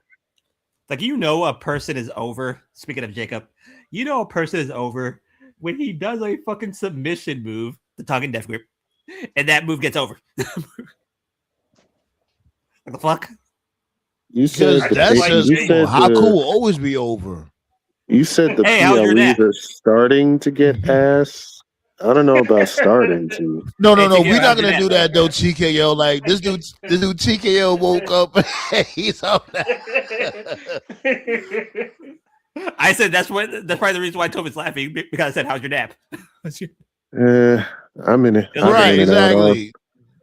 I'm not. You gotta not. stop I've watching been in. SmackDown. That's what happens. You know what? No, what happened was Gunther went to TKO's house and put him to sleep too. Yeah. Nah, chill. Yo, on some serious shit. I'm not really mad at Gunther getting at this dude Cody B. Remember, he's the one that broke his confidence in the first place. He's White Debo. Wasn't that your idea though, Toph? Didn't you say Yeah, I Gunther said should go to that. SmackDown? I did. Yeah. Yes. Yeah, he said that. He said that while you were mid nap. No, it wasn't just today. No, it wasn't just today. It was the other. It was like weeks ago as well. Yeah, I said. Yeah, get it makes Gunther off sense. of Raw. I just hope Yeah. this motherfucker's not gonna sit there and be like, "Oh, it's because of Paul Heyman I'm doing this." No, mother, you didn't need Paul Heyman to do that. You could just wrap this dude Cody up by yourself. Right. He's not fucking with Roman. He's not fucking with Oba. He's not fucking with Fatu. Get him the fuck off of Raw. Put him on SmackDown. Cody's not doing shit. He's weakened. Like, have someone just fuck him up and take the title off of him. So get that mid-card. Whoa. You know he's not gonna take the belt over Cody now. You know that. If anything, not right now. You don't think Gunther's taking the belt from Cody? I think they should. I think they should too. I want to, because if you want to do a complete reset, cool. But man, look, I doubt that. I don't know. Imagine. dude. Like, I'm not a Cody hater at all. Oh, I'm sorry. You go ahead. You got it. I was just saying my thing. I was just gonna say, and I know you said this, Toph. How you? And my thing though is, I know how you mess up 3 world title reigns though. How does that happen? I'm creative, and that's not only on Triple H either. That's also, that's a little bit on Vince too. These motherfuckers just didn't have a plan for Cody. I'll tell you how. I'll tell you how. Like, all right, here's the thing, right? When it comes to the story was a 2-year story. Remember, I told y'all that. I told y'all they're not gonna give this dude Cody the keys to the kingdom at WrestleMania 39. They're gonna make this dude work for that shit. But looking back on it, they might as well have, because they didn't have no plan back then. Yeah, they had no plan. Because y'all know y'all was gonna give him the keys to the kingdom in WrestleMania 40. But why y'all didn't have no plans after that? But Sam, I can answer your question, TKO. Hold up, Blackson. I can answer your question. You said, how did they mess up 3 reigns for Cody? It's 3 things. Number 1, no plan, like Sandman said. Number 2, no heels. No heels. That's the main issue. WWE has a very lack of credible heels. Who's Cody supposed to face? His first reign was against the Bloodline. His second reign was against the Cena heel turn that flopped, and his third reign was against Drew. So that's the second reason. The third reason, and this is why I think Cody needs to take a break, or he just needs to turn. The thing about Cody, and again, I don't even hate Cody, he never had a mean streak like that. That's where the Elite came in. This is before WWE. This is before AEW, when he was doing the whole Bullet Club is fine, Bullet Club is mine, like in the late 2010s. It was the Elite. It was the Bucks and Hangman. They were the ones that gave Cody that edge. Cody by himself is boring. He's just a really normal baby face. He just doesn't have that edge, and you can't be squeaky clean. People don't care about that in 2026. You got to have a little bit of edge on you, like Fatu or Swerve or Hangman or someone like that. Cody needs to change something. And granted, there are instances when this dude Cody would give off that edge. You know what I'm saying? He sounded determined when it comes to his promos and shit, but it's like, yo, you're still directionless. You never really like they had Cody Rhodes in a feud with Brock Lesnar for no reason. No, like if you analyze Cody's promos, he's not saying anything. He's not saying every week he just comes out and he just says, "So what do you want to talk about?" And he just talks about just random shit for like 5 minutes. And that's the main thing that shit does not get over. Right. He's not saying anything. And he's trying to force that shit to get over. It's like, yo, my dude. What do you mean? What do you want to talk about? Let's talk about you getting your ass whipped. Let's talk about that. Here's another one. Rhea Ripley does it too. Nothing against Rhea. She does it too. Every week when she comes out, she's like, I'm going to be a fighting champion. Whenever you hear that in WWE, that's code for open challenge. That's what that means. I'm going to be a fighting champion, a.k.a. I'm going to put my title on the line against everybody because we don't have a fucking idea what we're doing. But imagine, just imagine real quick. Remember when Cody tore his pec and he faced Seth Rollins? It was like, 3-4 years ago, right? I'm guessing. Yeah. Imagine he would have faced Gunther in that Hell in a Cell. Good Lord. He would have slapped that dude's tit off. It's still really crazy to me, honestly. Yo, shout outs to C-Jax. He just uploaded a video. SmackDown is dead and unwatchable. Angry Red. Yeah, this shit is ridiculous, man. But real quick, congratulations to the Lakers. They moved on. Or they're about to move on. They're winning 98-72. With a minute 48 left. Some motherfuckers always make it to the finals. No, they're not this year because they're facing OKC next. OKC is about to sweep them. Yeah, they're in the semifinals, right? Yeah, OKC is about to sweep them. Yeah, that's what I'm saying. They always make it to the semifinals. What happened to the Knicks? They won by 51 on Wednesday, I believe. Jesus, really? Yeah. Yeah, I've been noticing these motherfuckers be scoring like 150 points and shit. Like the final score is like 148 to 90. Yeah, 98 or something. I'm not even playing. I'm like, yo, what the fuck? I noticed that shit like 2 years ago. I'm like, yo, the Knicks be like 120 points, my nigga. Like, what are y'all doing? Like when the halftime score, they shooting with 2 basketballs. Both of the basketballs go in the hoop. Like, yo, that's 4 points. When the halftime score was literally 72-26, I changed the fucking channel. I was like, yep, time to watch AEW. They're gonna do all that shit and still lose. Watch. and Danhausen recursed Stephen A again. No, that's my dude, though. That's another one that need to go, Stephen A. Dude, stick to sports, bro. Don't talk about politics because you don't know shit. Oh God. Yeah, prayers go out to Rebel. Yeah, I heard about that terrible news, B. Yeah, she has terminal ALS as well. Fuck cancer, B. Seriously. Yeah, she just fought off. She has cancer and terminal ALS. That's a disease that takes away like your legs and shit, right? Yeah, so she's more than likely her wrestling career is over, but Jesus, she might be on borrowed time. Yo, I ain't gonna lie.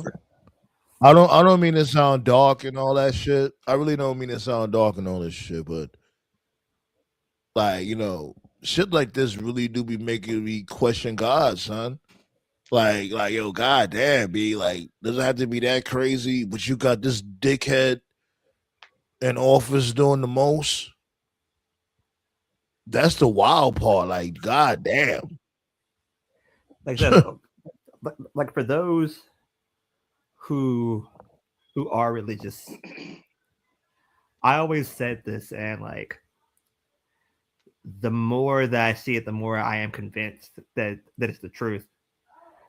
That like once you like fuck up a certain amount of times, you know what I mean? Like God makes you suffer before you die. And then which God though? Well, I mean, like I'm religious to a Christian God, so Christian God is what I'm trying to basically say. Yeah, and I remember when a senator, like the senator from Arizona, like he banned Martin Luther King Day being a holiday. Like he made kids. I think I heard about that. Yeah, John McCain. There you go. John McCain. Yeah. Like he made kids go to school on Martin Luther King Day because he didn't want to give a black man credit. And at the time that he did it, a Super Bowl was going to Sun Devil Stadium. The NFL took it from Sun Devil Stadium and put it in the Rose Bowl in a matter of seconds. Jesus. And like everybody thought that was the end of it. Around like 30, 40 years later, he had cancer. And he was going to suffer a very brutal death. Like he was going to make that motherfucker. He was like God was going to make him suffer a very long and brutal death. But all of a sudden, he saved Obamacare. Somebody must have forgave him, which let him die in his sleep. Man, look. What about the other bullshit? The other people that had to suffer. Religion's weird, man. Religion is stupid.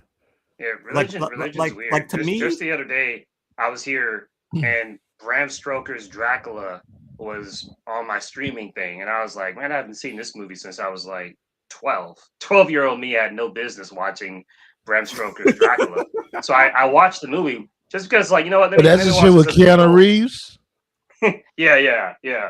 So I was like, you know what, man? Let me watch this as an adult and see like if my perspective has changed. And I didn't realize. I was like, wait a minute. So when Dracula was human, like he was fighting a war for God because his people believed in God, and the people that were warring against him didn't believe in God.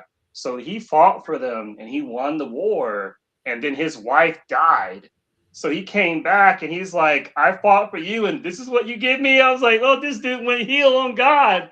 I was like, damn, he went heel on God. He's cutting a heel promo. I'm like, did Nero watch this? Is this where he got the Redeemer? Yeah, yo, there you go. There you go. So then he becomes and that's Dracula. What made it work. Tony Khan booked this dude brilliantly. Like he got beef with God. He's like, I'll protect you, and this how you do. That's not even the crazy part. So he becomes Dracula, and like in the movie, obviously he's Dracula, and he kills a bunch of people, and he turns a bunch of people into vampires, whatever. And you know, at the end, he finally gets what's coming to him. They stab him in the heart. He goes back to the church where he first turned, and he's like, you know, give me peace. And you know, Winona Ryder's character Mina like stabs him, and you know, he looks up and like the light shines on him, and he becomes a human again. And I'm just sitting there and I'm like, wait, what? Like, am I supposed to believe that God forgave him after all of that?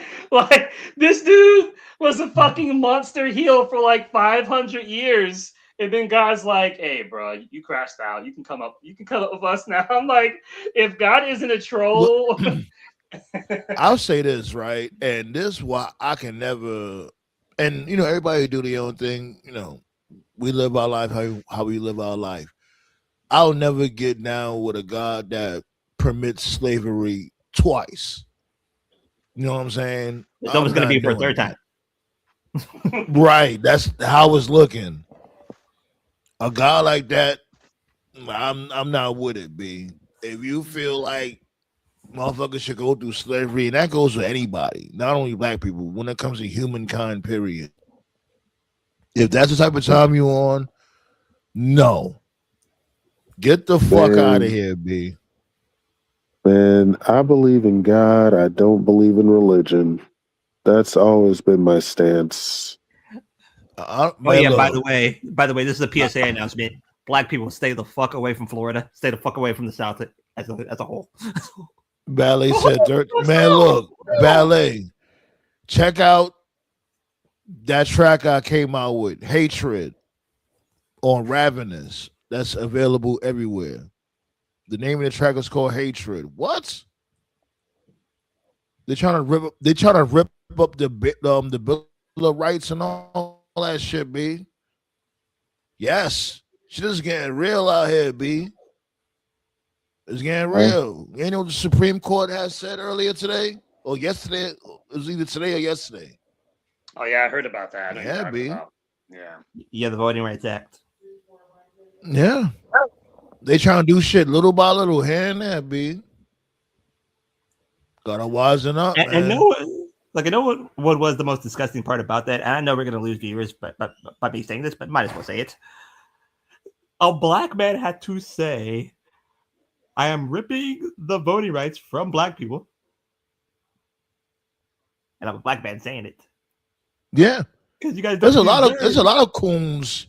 There's a lot of coons that be with the MAGA shit. A lot, believe it or not. And it all goes because back you to know. Go ahead, Toph. Yeah, all I was gonna say is like the MAGA shit, like that's not new. That's been a thing, unfortunately, for like the past 300 years. What that shit goes back to at the end of the day, it goes back to the old slave days where you had the slaves who were outside doing the field work, and then you had the slaves who were inside who were doing the housework, who were doing the babysitters, you know, so they were still slaves, but they weren't but they weren't treated as harshly. And so because they weren't treated as harshly, they convinced themselves that, oh, master isn't that bad. He treat me good. That's all it is. And that's just basically. And guess what they used? And guess what they used? Guess what they used to feel that slavery was permitted? You didn't know what they used? No, tell me. The Bible. Oh yeah. Oh yeah. I see what you're doing with that. It even got to the point where they edited it and they came up with the slavery Bible. Yes. These are facts. Yo, quick shout out to Shelly. How's the second place? Like Ballet said, we have been here for nearly 500 years. We always have to fight for everything. And still to this fucking day, yo. Still to this day. These are facts. Ballet also said the U.S. 13 colonies have turned itself inside from day one to control us. It never stopped. Yeah. They always try to figure out ways to eradicate us and to frustrate us. That's all MAGA is. MAGA is just the next evolution, you know. So any black folks who are MAGA is the same energy, same vibe. They're just like, oh, like they'll treat me all right. You know, they may not treat you all right, but it's like, no, bro, they see us all the same. If we got pulled over in a car, they're not going to look at me and be like, oh, I'm not MAGA. Then look at you and be like, he's MAGA. Like, no, they're going to pull us over and they're going to see 2-3 black dudes. They're all going to treat us the same. So it doesn't matter at the end of the day. Yeah. They don't realize that. And I get there are people out there that want to be like, oh, I don't want to get involved. Oh, that's them, not us type shit. Yo. I was one of them. I really was. But it's getting to that point where they're going to force you to pick a side, B. Unfortunately. Seriously, yo. Shit is getting real out here, B. Yeah, really that's like is. Lashley's only. That's like Lashley's only L, because I don't know if Lashley is a Trump supporter per se. I remember one time he said that Trump was cool. He sounds like one. He said that Trump was cool, but when he said Trump was cool, that was in reference to like when he met him at WrestleMania 23 back It then. doesn't matter. And so He's I'm one. yeah, yeah. So I'm like, well, lastly, like, do you not realize? And he made that comment like literally over a decade ago. So I don't know if he still feels the same or not. But like, if I could talk to Lashley, I'd be like, yo, dude, he thought you were cool because like you're a wrestler, you know, you got like MMA credentials, you got money. Like if you didn't have any of that, like Trump wouldn't fuck with you. He wouldn't give you the time of day at all. But whatever. You know, you're right. You're right, Toph. And that's what they will use. Like They will Tiger, say, "Oh, Trump isn't racist. He helped out this person. He helped out that black person." But it's like, yeah, he helped out other rich black people. Yes, he's gonna help them out because that's what you call leverage. That's what you call influence. like Tiger Woods said when he got caught drunk driving, he said like, "Oh, call the president. I know him." Like, "Oh, you stupid motherfucker." Well, And fuck Tiger Woods too. anyway. We can hold our own accountable too. Like Tiger Woods ain't shit. He's a motherfucking a drunkard, and he's very unsafe when it comes to the roads. And he's just all over the place. And the main thing is that, you know, when it comes to him, you know, being unsafe on the roads, and when it comes to him just creating all types of broken homes, allegedly. Don't forget, anytime I ever talk about Tiger, I always mention. Just Don't get him forget when he won his first when he won his first national. His first girlfriend, who was black, broke up with him because he checked other on his tax return. That's what he checked off.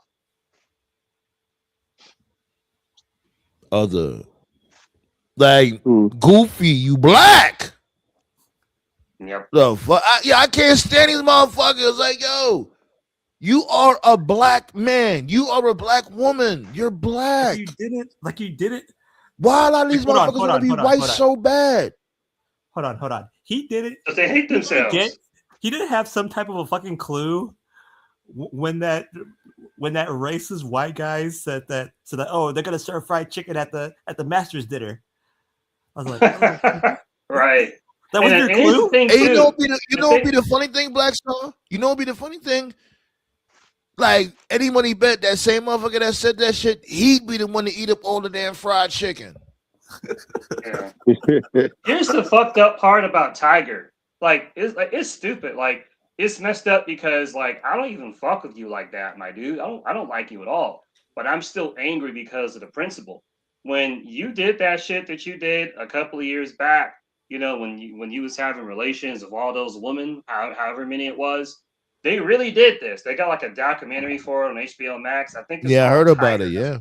Right. They did like a literal press conference. It was all in the news. It was like on ESPN, ABC. Yo, all the other live mic cut. stations. I'm gonna give y'all heads up. The live mic cut off because I'm running out of hours. So keep on going. Go ahead. Okay. Yeah, when he did that stuff, they had a press conference and Tiger showed up to make like a public apology for his actions and what he did. And there's this dude on the documentary. I can't remember the guy's name, but it was a white dude, and it was a white guy who said this. He was like, "If Tiger wasn't black, like it would not have been like international news." And I agree.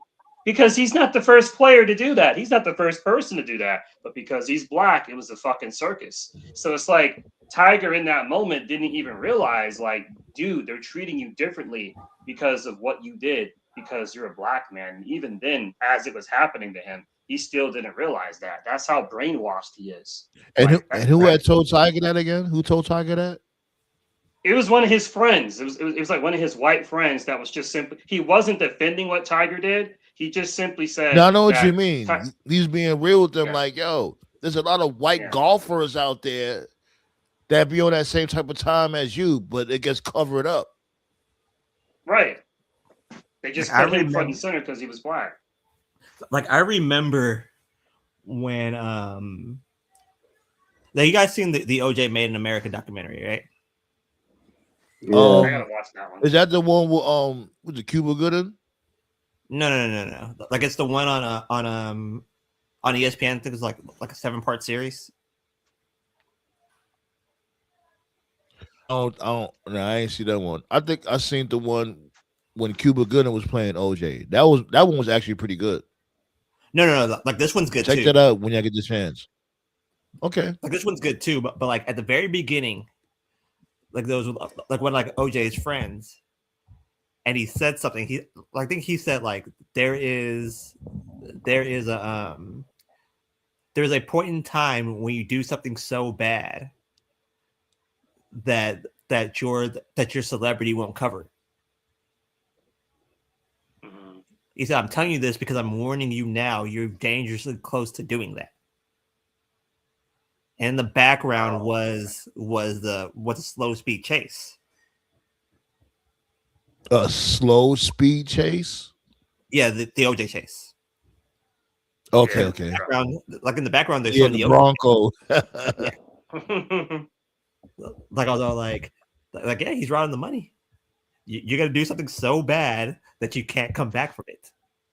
If there's anything I regret, I wish I could have been an adult in the 90s just so I could see the crash outs when they gave the OJ verdict. I can't believe that. Like, anytime I meet an older person, I always say, is it true during the OJ verdict, like everybody at their jobs basically like were like, fuck this, and they left just to see the verdict? And every time I meet an old person, they're just like, yes, that's exactly what happened. Like, fuck. I have like vague memories of it, but I was like 7 or some shit. Like I was in elementary school. Like yeah, like we were both 7. We literally stopped class to watch the verdict. That's so fucking funny. I wish I could have seen that as an adult. Oh man, that would have been so. If only social. Yeah, like yo, that shit was really everywhere on TV. I'll never forget that shit. And remember, like a lot of people didn't have like cable or streaming services and all that shit like that. So that shit was like on like, cause okay, of course I'm in the Bronx and all that. That shit was on. Okay, we had channel 11, 9, 7, 5, and 2, maybe 4. That shit was on half of those. Matter of fact, more than half of those damn channels. Now I remember we was watching, and of course I was 7, same age as Toph. We're both 39 now. But I was watching cartoons. I was watching Cartoon Network because Cartoon Network barely came out. I was a Cartoon Network kid. Love Cartoon Network. Cartoon Network barely came out at that time. And I remember Cartoon Network stopping their shows because I think Looney Tunes was on at that time. And Cartoon Network literally stopped showing their show to watch the chase on CNN. That did happen. On a Cartoon Network? Get the fuck out of here. I'm dead serious. No, it happened. He's right. I remember that. I'm dead serious. Nah, I don't believe that shit. Get the fuck out of here. I'm dead serious. They're not showing on their OJ Simpson. They literally Cartoon stopped, Network, B. They literally we not doing I guarantee you that happened. And me and my sister looked at each other like, what happened to the cartoons? Like, what's this? Nah, Black Star tripping. I don't believe that. They would never show nothing like that on a Cartoon Network. I remember seeing that. I don't remember it vaguely, but I know what you're talking about. Yes. On a Cartoon Network, though? Come on. It was odd cartoon. It was probably because of the Turner Association, because they were connected to CNN. So they would do like what do you call it? What is it when you have like one Simulcast. network? Yeah, thank you. Simulcasting. Yeah, they do that with MTV and BET now. Like when they have the award shows, they simulcast. So they would do simulcasts every now and then, but only for like important shit. My They dude, did it so for the you're Olympics. gonna compare They BET did it for the and Olympics. MTV to the Cartoon Network? No, I'm saying It's like a they'll do Cartoon Network. Like they would we're do not gonna do simulcasting. that. I remember Because they CNN did. I remember they had the Olympic ceremony on Cartoon Network too. Yeah, But that's the thing. Yeah. That's stuff like that's family friendly. They're not gonna have a high speed chase on the Cartoon Network. I guarantee you because they did the same thing. They did the same thing later on that night. I know you remember, Sam, man. I know TKO remembers. This dude Black Star tripping. Well, you got to remember too. You got to remember too. Like I'm at telling you that the time. truth. Well, you got to remember too, Sam, man, that like at that time, like Cartoon Network was doing some edgy stuff, but society hadn't caught on yet. Like Like I remember what? Space Ghost Coast, It was like they were doing Space Ghost Coast to Coast, and it was coming on right. like Okay, at you fucking got that. Oh, you got that right. one. Yeah, yeah. That's just They come were doing on. they were showing Space Ghost episodes at like fucking 6 o'clock in the afternoon. I was But, like, why is this shit a kid? I look back on it. I'm like, why the fuck was this on like but during the Space kids Ghost hour? wasn't that crazy though. Come on now, Space I Ghost. No, remember, Space Ghost Coast to Coast was fucking crazy, bro. That show was crazy. I remember watching the finals that very same night, and they simulcast the chase during the finals. I know you guys remember that because it was Houston versus New York. Game 6 was in New York, or Game 5 was in New York, and they literally stopped the game, put it on a simulcast. Like the game was on a smaller screen in the background while the chase was going on. Yeah, like that's what I'm saying. Like the chase was everywhere, and like I said, like around that time where I was at, I didn't have no cable and shit. We only had like what 6 channels, and like half of them channels, they would show the chase. Like so, like if a program was playing, like whatever show was playing, like Moesha or whatever, they would switch and have show the damn the chase happening. I'm not disputing that, but I know damn well they ain't put that shit on the Cartoon Network. I know. Hold on. I'm gonna prove it. I'll give you UPN. God. I give you Hold on. CW or WPIX. Motherfucking shit like that. NBC. I give you that. Cartoon Network. Nah, they was playing Huckleberry Finn, Down with Droopy D, motherfuckers like that.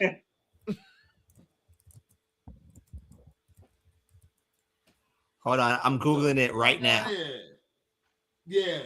And when you find that shit, definitely put that shit in the chat. And sit there and say that. You ain't interrupt my damn Centurions. Yo, that was my shit too. See, you got me going in the time machine. The Centurions and shit like that. That was my shit. I'm old school with it. You ain't gonna find that shit on Black Soul. Don't even waste your time, sir. I remember there was this one website called Toonami Aftermath, and it just used to play like Cartoon Network and Toonami stuff like 24/7. Yeah, Toonami was my shit too. I used to love Toonami. Yeah. That's why I got if it wasn't Toonami, it was Adult Swim. That's how I got into like Yu Yu Hakusho and like Inuyasha and shit like that. Yep.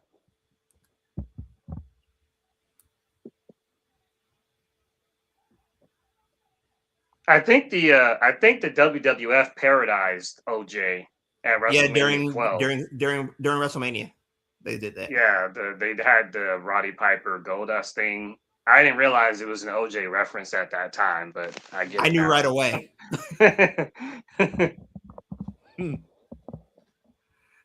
No, it says no, it didn't. That it was shown on NBC and CNN and interrupted the 94 finals on NBC. The chase occurred during a time of intense 24/7 news coverage rather than on children's animation channels. Exactly. Why were they chasing him anyway? What did he do? Oh, I know what he did. That's a dumb question. What? I want to say, like, what the fuck? Are you serious right now? Yeah. He got to Toph got to fall back real quick. He got to take a breather. What did he do? We not gonna do that. Nah, but like, you heard what this dude Toph asked? Like, yeah. What did OJ do? That was a good one though. That was actually pretty funny. Why are you chasing that man? I mean, come on now. No. But like I was a little kid at the time, and I knew OJ from NBC because he used to do football coverage for NBC. Like I told my brother, why are they chasing the dude from NBC across California like this? because I had no idea. Some My brother motherfuckers knew. actually saying that shit was fake too. Believe it or not, some people were saying like, "Oh, that shit is fake," because judging off of the chase. Yo, this dude TKO. This dude TKO. I'm going to make fun of him the entire show on Tuesday. Get up, TKO. Get up. I'm gonna get my poke flute from 6th grade to wake him up.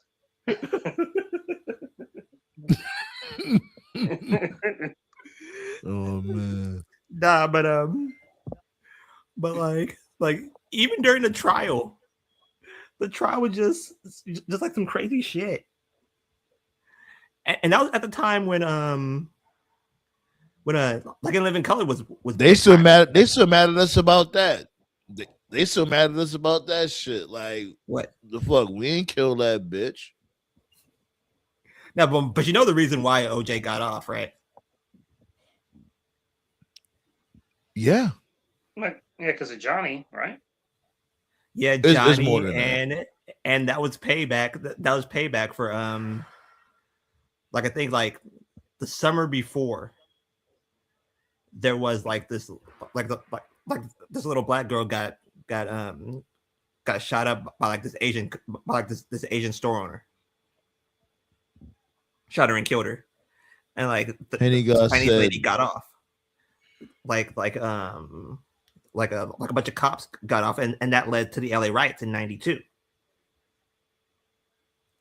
Like there was some people who said that like it doesn't matter. OJ was going to get off. If there's a black person on that jury, OJ was going to get off because there was no possible way they're going to put their own in prison. But nah, man. I mean, I'll let Black Star can meme TKO, but I'm not going to give him shit. I mean, if you watch that SmackDown from beginning to end, like you fall asleep too. Shit. That shit was fucking ass cheese, man. I'll say this. Oh, she's Korean? I'll say this. Like, if SmackDown was 2 hours, it would have been a little better. Think so? These motherfuckers got to understand, right? And I get why they doing this. More hours, more advertisements. I get it. You know, the business, whatever, y'all greedy. Where you been monies? Right. Give me all my monies. But you can still get all of that while giving a good product. Like, everybody can eat. I just don't get these motherfuckers. We could all eat. Y'all could get y'all bread and put on a good product. Like, for instance, you shorten up the hours, you don't have to write too much. You don't have to put up too much angles. You can have only two strong storylines and maybe like one angle. And then you can have all the open challenges you want after that shit. You know what I'm saying? Because I get it. Every match doesn't need a story. I get that. Raw's 2 hours. But they don't want to do that. Raw's 2 hours and 30 minutes. It still sucks, but it's like digestible 2 hours and 30 minutes. Yeah. Oh my god. No, the thing about it is like, yeah, like you just said, like Raw's not perfect, but like there's a little bit of life to it. Like when I'm watching Raw, even the stuff I don't like, I get it. I get the story that they're telling. Like it may be a redundant story or it may be a story I'm not interested in, but I see the pieces moving. It's like, oh, okay, Pentagon's the Intercontinental Champion. Here comes Ethan Page. Here comes Rusev. You know, these guys want the titles. Okay, Liv Morgan's the Women's Champion. Roxy's getting babyface reactions. Okay, planting seeds. All right. Here is Obafemi doing an open challenge because they don't want him to face Roman immediately. Okay. Here is Roman. He's the champion. Now he's feuding with Fatu. So it's like, I get it. I see the movement. On SmackDown, there's no movement at all. There's no story at all. None of it matters. They're literally retconning their own shit. Like the US title is meaningless. Both of them. The men's and the women's title is meaningless. Cody's champion. Nobody. The title has been useless, so let's move on about that one. Yeah, the tag title scene is like literally Jacob every could have scene on been SmackDown. getting that Cody. Let's be Right. real. It would make Jacob more could have been sense getting for that him to face Cody, and Cody. Oba could have been getting that Roman. And that's the Yeah. thing too. It- But That wouldn't that doesn't be mean too much? Oba. Wouldn't that be too much too No, soon? You don't think so? no. Shit Okay. needs to happen now. Like Oba, like all right. Oba, I'm not saying Oba should beat Roman at Backlash. No. I will find a way for Oba to still look dominant, but Roman still be the champion. And then But you you could don't. move on and have Oba do other things. Real You don't quick. have this dude Oba call this dude out at Mania, and then you just be like, oh, now we're gonna make these motherfuckers forget and just shoehorn in Jacob Fatu. Right. And And Real that's quick. But you right. don't like. But you don't like Jacob though. I'm not saying that. You're not listening Right, to hold me. up. To I'm talking go to about what when Sandman it just comes said. to all right. This is what I'm talking about. Go ahead, Toe. Go ahead, Toe. Yeah, to piggyback off what Sandman just said, that's what I'm talking about when I say that Triple H is conservative. Vince would never do that. Even when Vince was losing his fucking mind, he would never have a wrestler call out another wrestler at the And then not biggest do the show of the match. year and then be like, all right, we're not going to do the match for like another 6 months.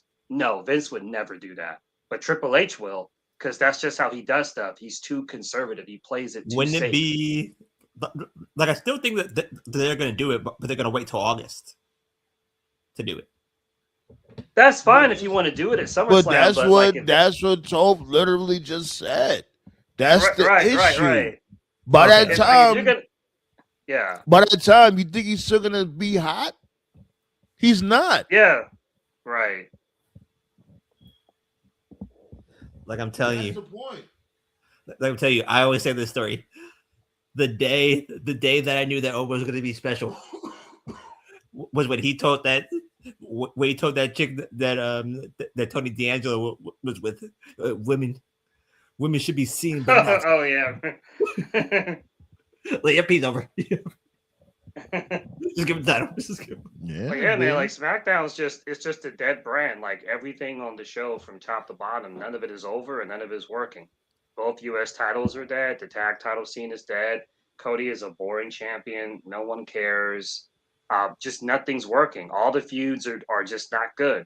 The only saving grace on SmackDown right now is Trick is doing all right. They're doing right by him, but that's about it. Everything else is that I have real quick. Really, that's it though. Like, here's the question that I have, and like anybody can answer this. But why put Ricky in a spot where he can't really get over? Sink or swim like method. Sandman said. Yeah. I They like do that Ricky. all the time. Like, See, remember me what I too. was saying? Like, that doesn't work for everybody. Yeah. It works sometimes, Yeah. but very rarely Right. that shit works.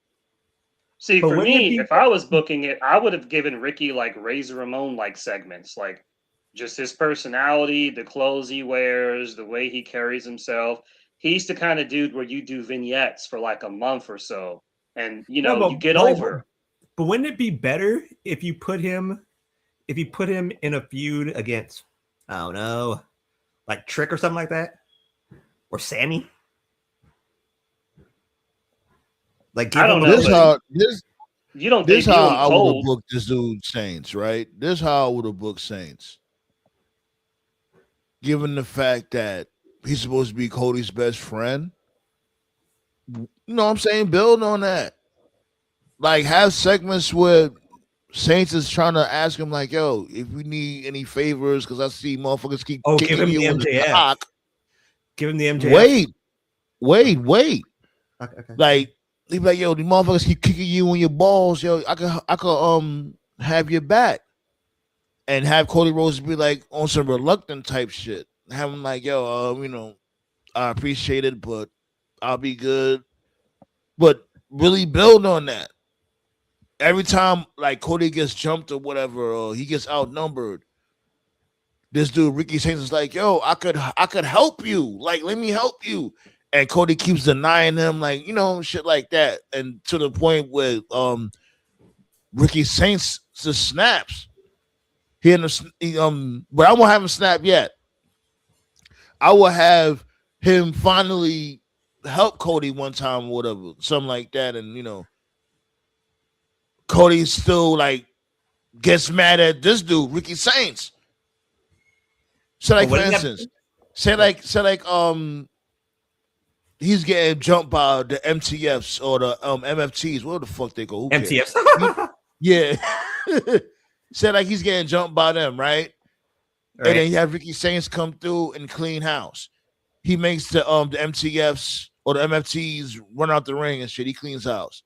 Just call me MTFs because that's good. Yeah, yeah. Just walk with me with this one. Okay. And Cody Rhodes, he's staggering, and Ricky Saints is helping him up.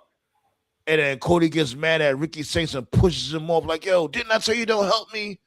I told you stay your ass up. You know what I mean?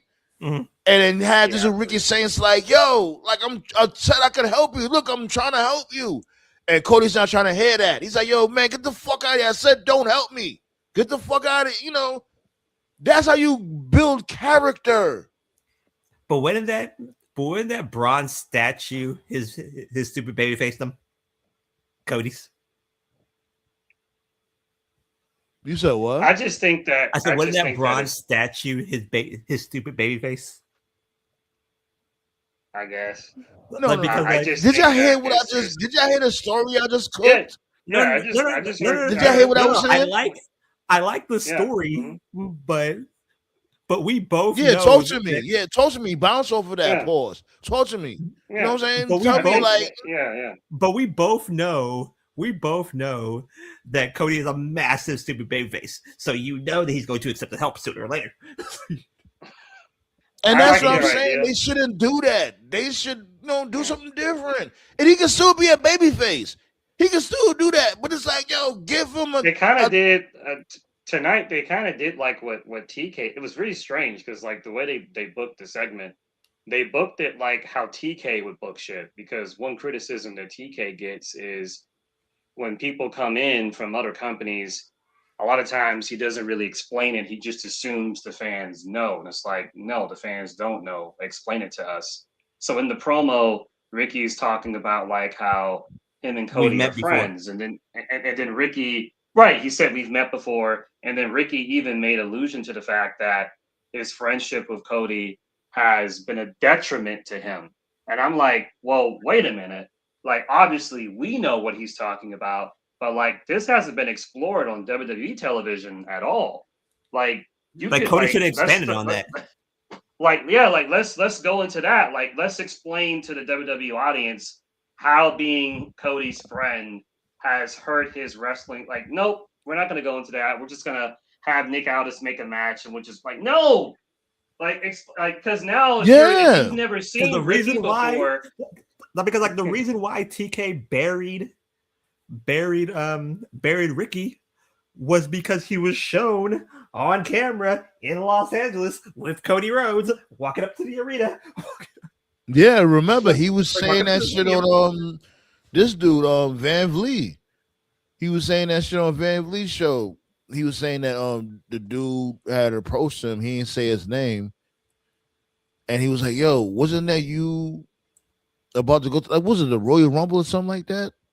Like it was the Rumble or Mania. It was one of those two. It was the Rumble. And Starks said at that time, he's Saints now, but at that time he was Starks. Yeah. And he said, yeah, what about it? And he said, I'm not saying anything. I'm just saying that I wouldn't have did that if I was you. And, like a threat. They was looking for a reason. That's what it was. They was looking for a reason. And that's when Starks was saying that, yo, like I'm here supporting my friend. I'm not the one that posted anything. Yeah, that's I can't always control been a thing. What that dude records and posts. That wasn't on me. That's always been a thing. In the past, like before social media existed, That's always been a thing. Like if you have like two people who are friends but they work at different companies, or if you have two people and like they're together in a relationship but they're in different companies, they would Yeah, always that'll be there. always They be a need to be. thing. Yeah, Like look it's at just with it's Mania. Everybody came to right, Mania. You had right. AEW, It's TNA, all types, yeah, all it's different types just of in the talent modern came to day because Mania. right, it's just because of the modern day that we live in due to social media. Now there's like cameras everywhere, and now like people post it, and so it's like people are always looking for a story. They're looking for news, like even if there's no story and shit. So Like the storyline. what happened to Ricky was like that was fucking stupid. The fact that that got him heat, and I say this as an AEW fan, the fact that that got him heat in the locker room, what that tells me is someone there already didn't like him and they was just looking for a reason. It gives me Mr. Kennedy vibes. You see what I'm saying? Because clearly that shit with Kennedy, like they packed them up too. They set him up clearly, but But because to me, anyway, what Ricky should have said, and again, tell me if I'm wrong, but like he should have said like yeah, like you had me carrying your bags, and because of that, I couldn't feed my family. And like yeah, everybody, yeah, like everybody would have thought like what do you mean by that? And then Cody would have said like, are you talking about the Royal Rumble? Like expand on it, kind of like exactly. give it life. Yeah, it's almost as if because I made the comparison before, like when they debuted Ricky tonight, it reminded me of Jericho because when Jericho debuted, when he made his debut in WWF, he debuted against The Rock. But it's like all respect to Ricky Starks. He's not Chris Jericho in 1999. Like that was a different time when Jericho made his debut. The fans at that time they knew who Jericho was because that was the peak of the Monday Night War. Everybody was watching Nitro and Raw back and forth. So you can't just debut these people cold and just assume the fans know. And just based, I think TKO said they were like in Oklahoma. They were somewhere in Oklahoma. No offense to any Oklahoma folks out there, but they don't have any like the fans there. They're not hardcore. They're not gonna know who fucking Ricky Starks is. They're hardcore. They're hardcore Oklahoma Sooners, and just recently, you know what that Oklahoma City Thunder means. fans. You know what that means, right there. So I just don't understand. Like, why would you debut him in a segment against Cody, have a match with him, and then he loses? Like, how is he supposed to get over? Like I saw like, first impressions go a long way. So like because I guarantee you the majority of people watching SmackDown tonight, that was their first time seeing Ricky Starks. And they see this guy and he faces Cody and then Cody just beats him. I'll say this though. I won't sit there and say he did a terrible job. He did what he was offered. Like he did his thing with what they offered him. Yeah. And I won't sit there and completely bury what he did. He made the best of what they gave him. I'll say that. Yeah. Like I saw, like on the clips that I saw his Taker walk, right? I was like, he's so charismatic. Like I looked at it, I was like, he's so charismatic. He should be next man up. Him and Trick should be the next two up. I agree with Sandman though. Like, and I mean this with respect to Ricky. By himself in a WWE environment, yeah, he's gonna need help. He's gonna need like a bouncer bodyguard or give him a faction tag team. Don't give him Gunther because Gunther will kill him. Yeah. Give him See, you know what would have went perfect with this dude Ricky Saints as like a bodyguard. Give him Hobbs. I would have gave him Lash Legend. She'd be perfect. Really? She would have been perfect as his bodyguard. Over like a China type bodyguard. Okay, I see. Yeah, I would have had Lash on that type of time. Over Hobbs. This dude, like Hobbs would work. Yeah, he would. But I agree, but they're not going to do that because AEW did it. You know what kind of time they're on. So yeah, right. They give him Hobbs or give him Priest. Priest would work too. Yeah, that would definitely help Priest. It would give him something to do. No offense, our Truth. So, sorry, Truth. I know one person that was saying sorry. TKO. Weapon time. Nah, motherfucking this dude Roman Reigns over here. Let me see. Let me find that shit real quick. Where the fuck that shit at? Let me see. There you go, right here. Oh yeah, I saw that earlier. That's funny. Yeah, they didn't Got the do tribal anything chief with out the here phone. apologizing. Yeah, they didn't do anything with the phone. Yeah. So to those who don't know, well, we're in Saturday now, but earlier on Friday, a couple of hours before SmackDown, Well, still Friday there here, was a so. few. Oh, okay. Well, there you go. Well, Fatu posted some stuff on social media where he was talking to somebody on a phone, and people were not responding well to that. So I don't know if that was just like a dropped idea or whatever the case may be, but. Anyway. No, like they're probably going to expand on it on Raw on Monday, most likely. I would just like to say they never did reveal Fatu's attacker. Just putting that out there. Right, that was a distraction. Now they got a mystery caller. Yo, this mystery caller shit be like y'all need to stop giving out y'all numbers to random motherfuckers. That's the issue right here. Everybody got mystery callers. Randy Orton had a mystery caller. Jacob Fatu had a mystery caller. It better not be Pat McAfee. Like, yo, B. #fire Triple H. It's not Road Dogg. It's not Ed Koski. It's not Bill Cosby. Whoever the fuck y'all want to fucking blame. It's Triple H. Why should be Get him out? I guarantee you, Stephen A. Smith. I guarantee you. The fuck, son? I guarantee you. What is motherfuckers like? And this dude signed a new deal, son. He signed a new deal for what? He's really doing nothing. I promise you, Stephen A. Smith. I can see it coming that it's him. Blaze said WWE equals we won't explain. I guarantee. I love it. I guarantee you it's Stephen A. Smith, and you could tell.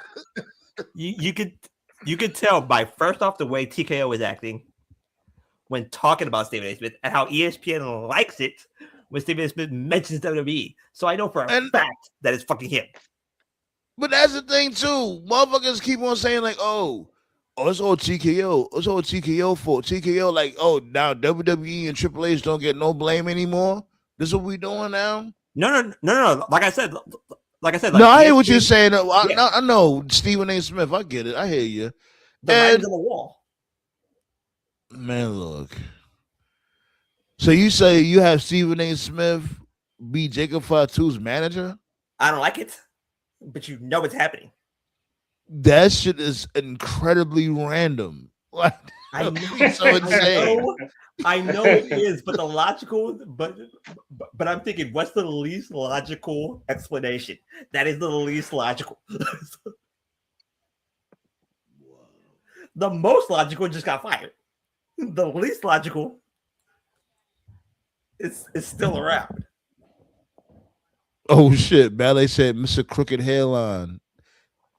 Yeah, he just needs to just go bald, B. My dude got the how you have a flat top on top of your head, like a flat tops, it was shape up around the dome. This motherfucker got the flat top literally on top of his head, like at a BC Scully. Like it should be, Dewey, to be honest. To be honest with you, but that is cart before horse right there. People need to let that go, man. Rock is done. He's done. That's what I said. That's cart before horse. Yeah, yo, fucking yeah, I know y'all seen that shit with this dude Dewey getting pulled over. Yeah, he got his Negro wake up call. That's not a Negro wake up call. That hasn't happened yet. Don't trust that little nigga over there. I'm sure he'll go on Instagram. I'm sure he'll go on Instagram and we'll make up a lie and say, "My first time pulled over." Just try to see more relatable. I guarantee you his explanation would be. I guarantee you his explanation would be. I mixed like I mixed my Terramana with these vodka. Like wait, what? Oh, I'm pretty sure he got some Terramana. This motherfucker injects Terramana in his veins. He's gonna make like a fucking 25-minute like video vlog where he's talking about, yeah, they put me in holding, man, and yeah, I've never been in holding before, and it was my first time ever having jail food, and oh yeah, I got a few scars, and he's gonna like milk the fuck out of this. That motherfucker jail food would be In-N-Out burger. That's what these celebrities don't like. This is my last rant of the night. That like what these celebrities need to understand. You people are not normal. You people are not normal. We recognize that. You're rich. You have money that regular folks can never even dream of. So stop trying to be relatable. Right. Stop trying to be relatable, because when you try to pretend to be relatable, that's when like people see through you. Like that's how Ellen DeGeneres got canceled. Like that's how Ellen DeGeneres got canceled. When COVID first started, she did these vlogs in her mansion where she was just like, man, it sure is lonely. I wish I could do something. I sure miss being out. And it was tone deaf. It's like, bitch, you live like in one of the biggest mansions in the world and you own like 4 more of them. Like, why are you complaining about like, I'm so lonely in this fucking mansion? Like, it was just so tone deaf. And she never recovered from that shit. Lil Yachty was pretty good, right? Like Lil Yachty leading up to Mania, like he was good. That's random. Okay. No. Like I'm just saying, like Lil Yachty with the exception to the rule. No, he was fine, but since you mentioned Lil Yachty, I'm gonna be that guy. I mean, it's not a bad thing, but are we just gonna ignore the fact that he basically became Trick's Prince Nana? Like, is that what we're doing? Like you basically just ripped the Nana formula. I don't even think Trick needs a Nana, really, but whatever. I thought it's working for him though. You know what I'm saying? You still don't see a speck of dirt on any of their clothes. I like that, and that's what I was saying. This dude Sami Zayn should do the ultimate heel shit and come out with a bucket of paint and throw that shit on his lemon pepper steppers or something like that. Like, it should have been blood. He should have went full Peter with that shit. Yeah. I don't know why. I don't know. Have this dude do that shit, man. Like, it's literally right there. Like, yo, you know this Trick is never dirty. Have this dude Sami Zayn be on some real hater shit and throw some dirt on him or something. This motherfucker had a wedding dress as a ring. As a ring jacket. Word. This dude came out with mad toilet paper. I don't know why, but I feel like if Vince booked Trick, he would give him a Pootie Tang gimmick. Yo, this dude Blaze is a mess. Blaze said Dwayne should have been like, you don't pull over the Rock. I got millions and millions of dollars. Well, you already know why this dude got pulled over. Be like, this motherfucker was doing the most. You know what I'm saying? All that Terramana in his veins and all that. But real quick, didn't he just come out with that movie? What was it? One of the Moana movies and shit. Yeah, the Moana live action. Part 2, yeah. You know, he was over there celebrating and shit. But shit, I got the footage right now. As a matter of fact, this motherfucker over here celebrating.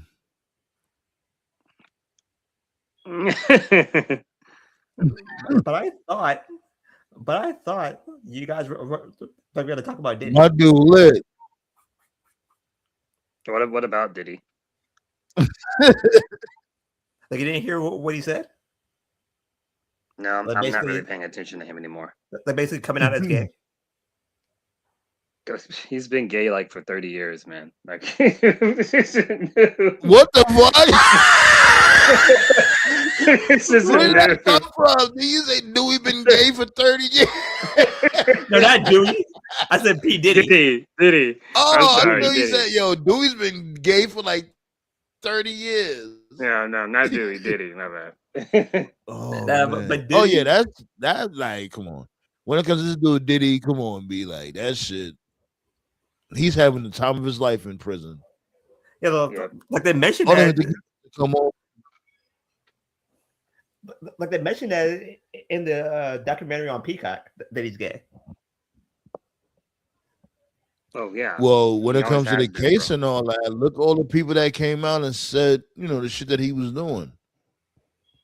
He's always been gay. Like Just look at his pictures. it's Look at his pictures. certified. Like, yeah, like my dude, you go both Yeah, ways. just You like men and women.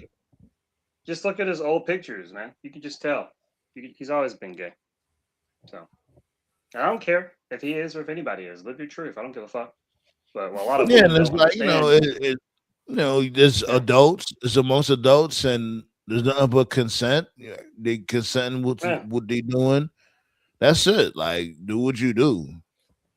What Like a he lot of basically- girls, especially black women, unfortunately, what they don't get is that when you're a music mogul, when you're like the CEO of like a legitimate brand, one of the biggest brands in the world, and you got all that money for political reasons and for security reasons, you have to have a next of kin. You have to have children. Like that's some Game of Thrones type shit. Because if you don't, and something happens to you, like then your shit's just gonna get lost with the estate and all that. So that's why he has kids. And so it's like a lot of women will see that and they're just like, oh, he's not gay. If he's gay, then how does he have so and so? It's like because he had to. And just because he have a has choice. sons, that right, and just because he has sons, you don't know how they were fucking conceived. Don't come to assumptions. Don't assume that these children were conceived the old-fashioned way. You don't know what the fuck goes on behind closed doors. There could be multiple people there. So Right. But anyways, let's get up out of here, B. Oh, matter of fact, before we go, let me see. Yeah, let's go. Because we TKO about beat us to TKO beat us to sleep about an hour ago. Word. Well, yeah, B. More gaming content coming on the way. I got the gamer requests when it comes to Infamous Second Son, and when it comes to Red Dead Redemption Part 2. Be on the lookout for that this weekend. I gotta join into you one of those already know. streams. Like, when is it? This weekend. If not tonight, definitely this weekend. Just be on the lookout, my dude. All right. You know what I'm saying? And yeah, B. If y'all want to see more gaming content, you already know, hit that tip jar. I got that new game that came out, Terminator 2, the arcade game. It's like a side scroller. You know what I'm saying? I could play that content. I got the Fist of the North Star content. I'm going to continue on with the Last of Us content, also with the Metal Gear Solid. You need. all right. TKO took Shots extra go out to Ambien. y'all.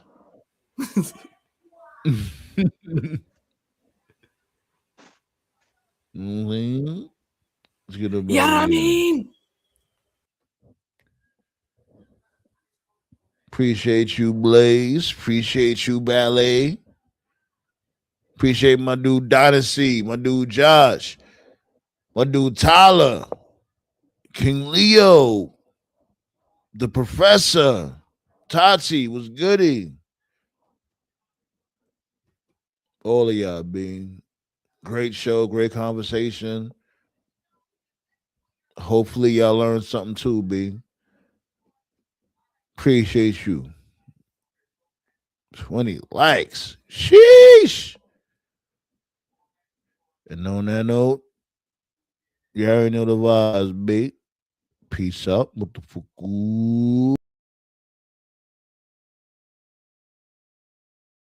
Let's get litty and make this a celebration. Yeah, I feel amazing. Bartender keep me racing.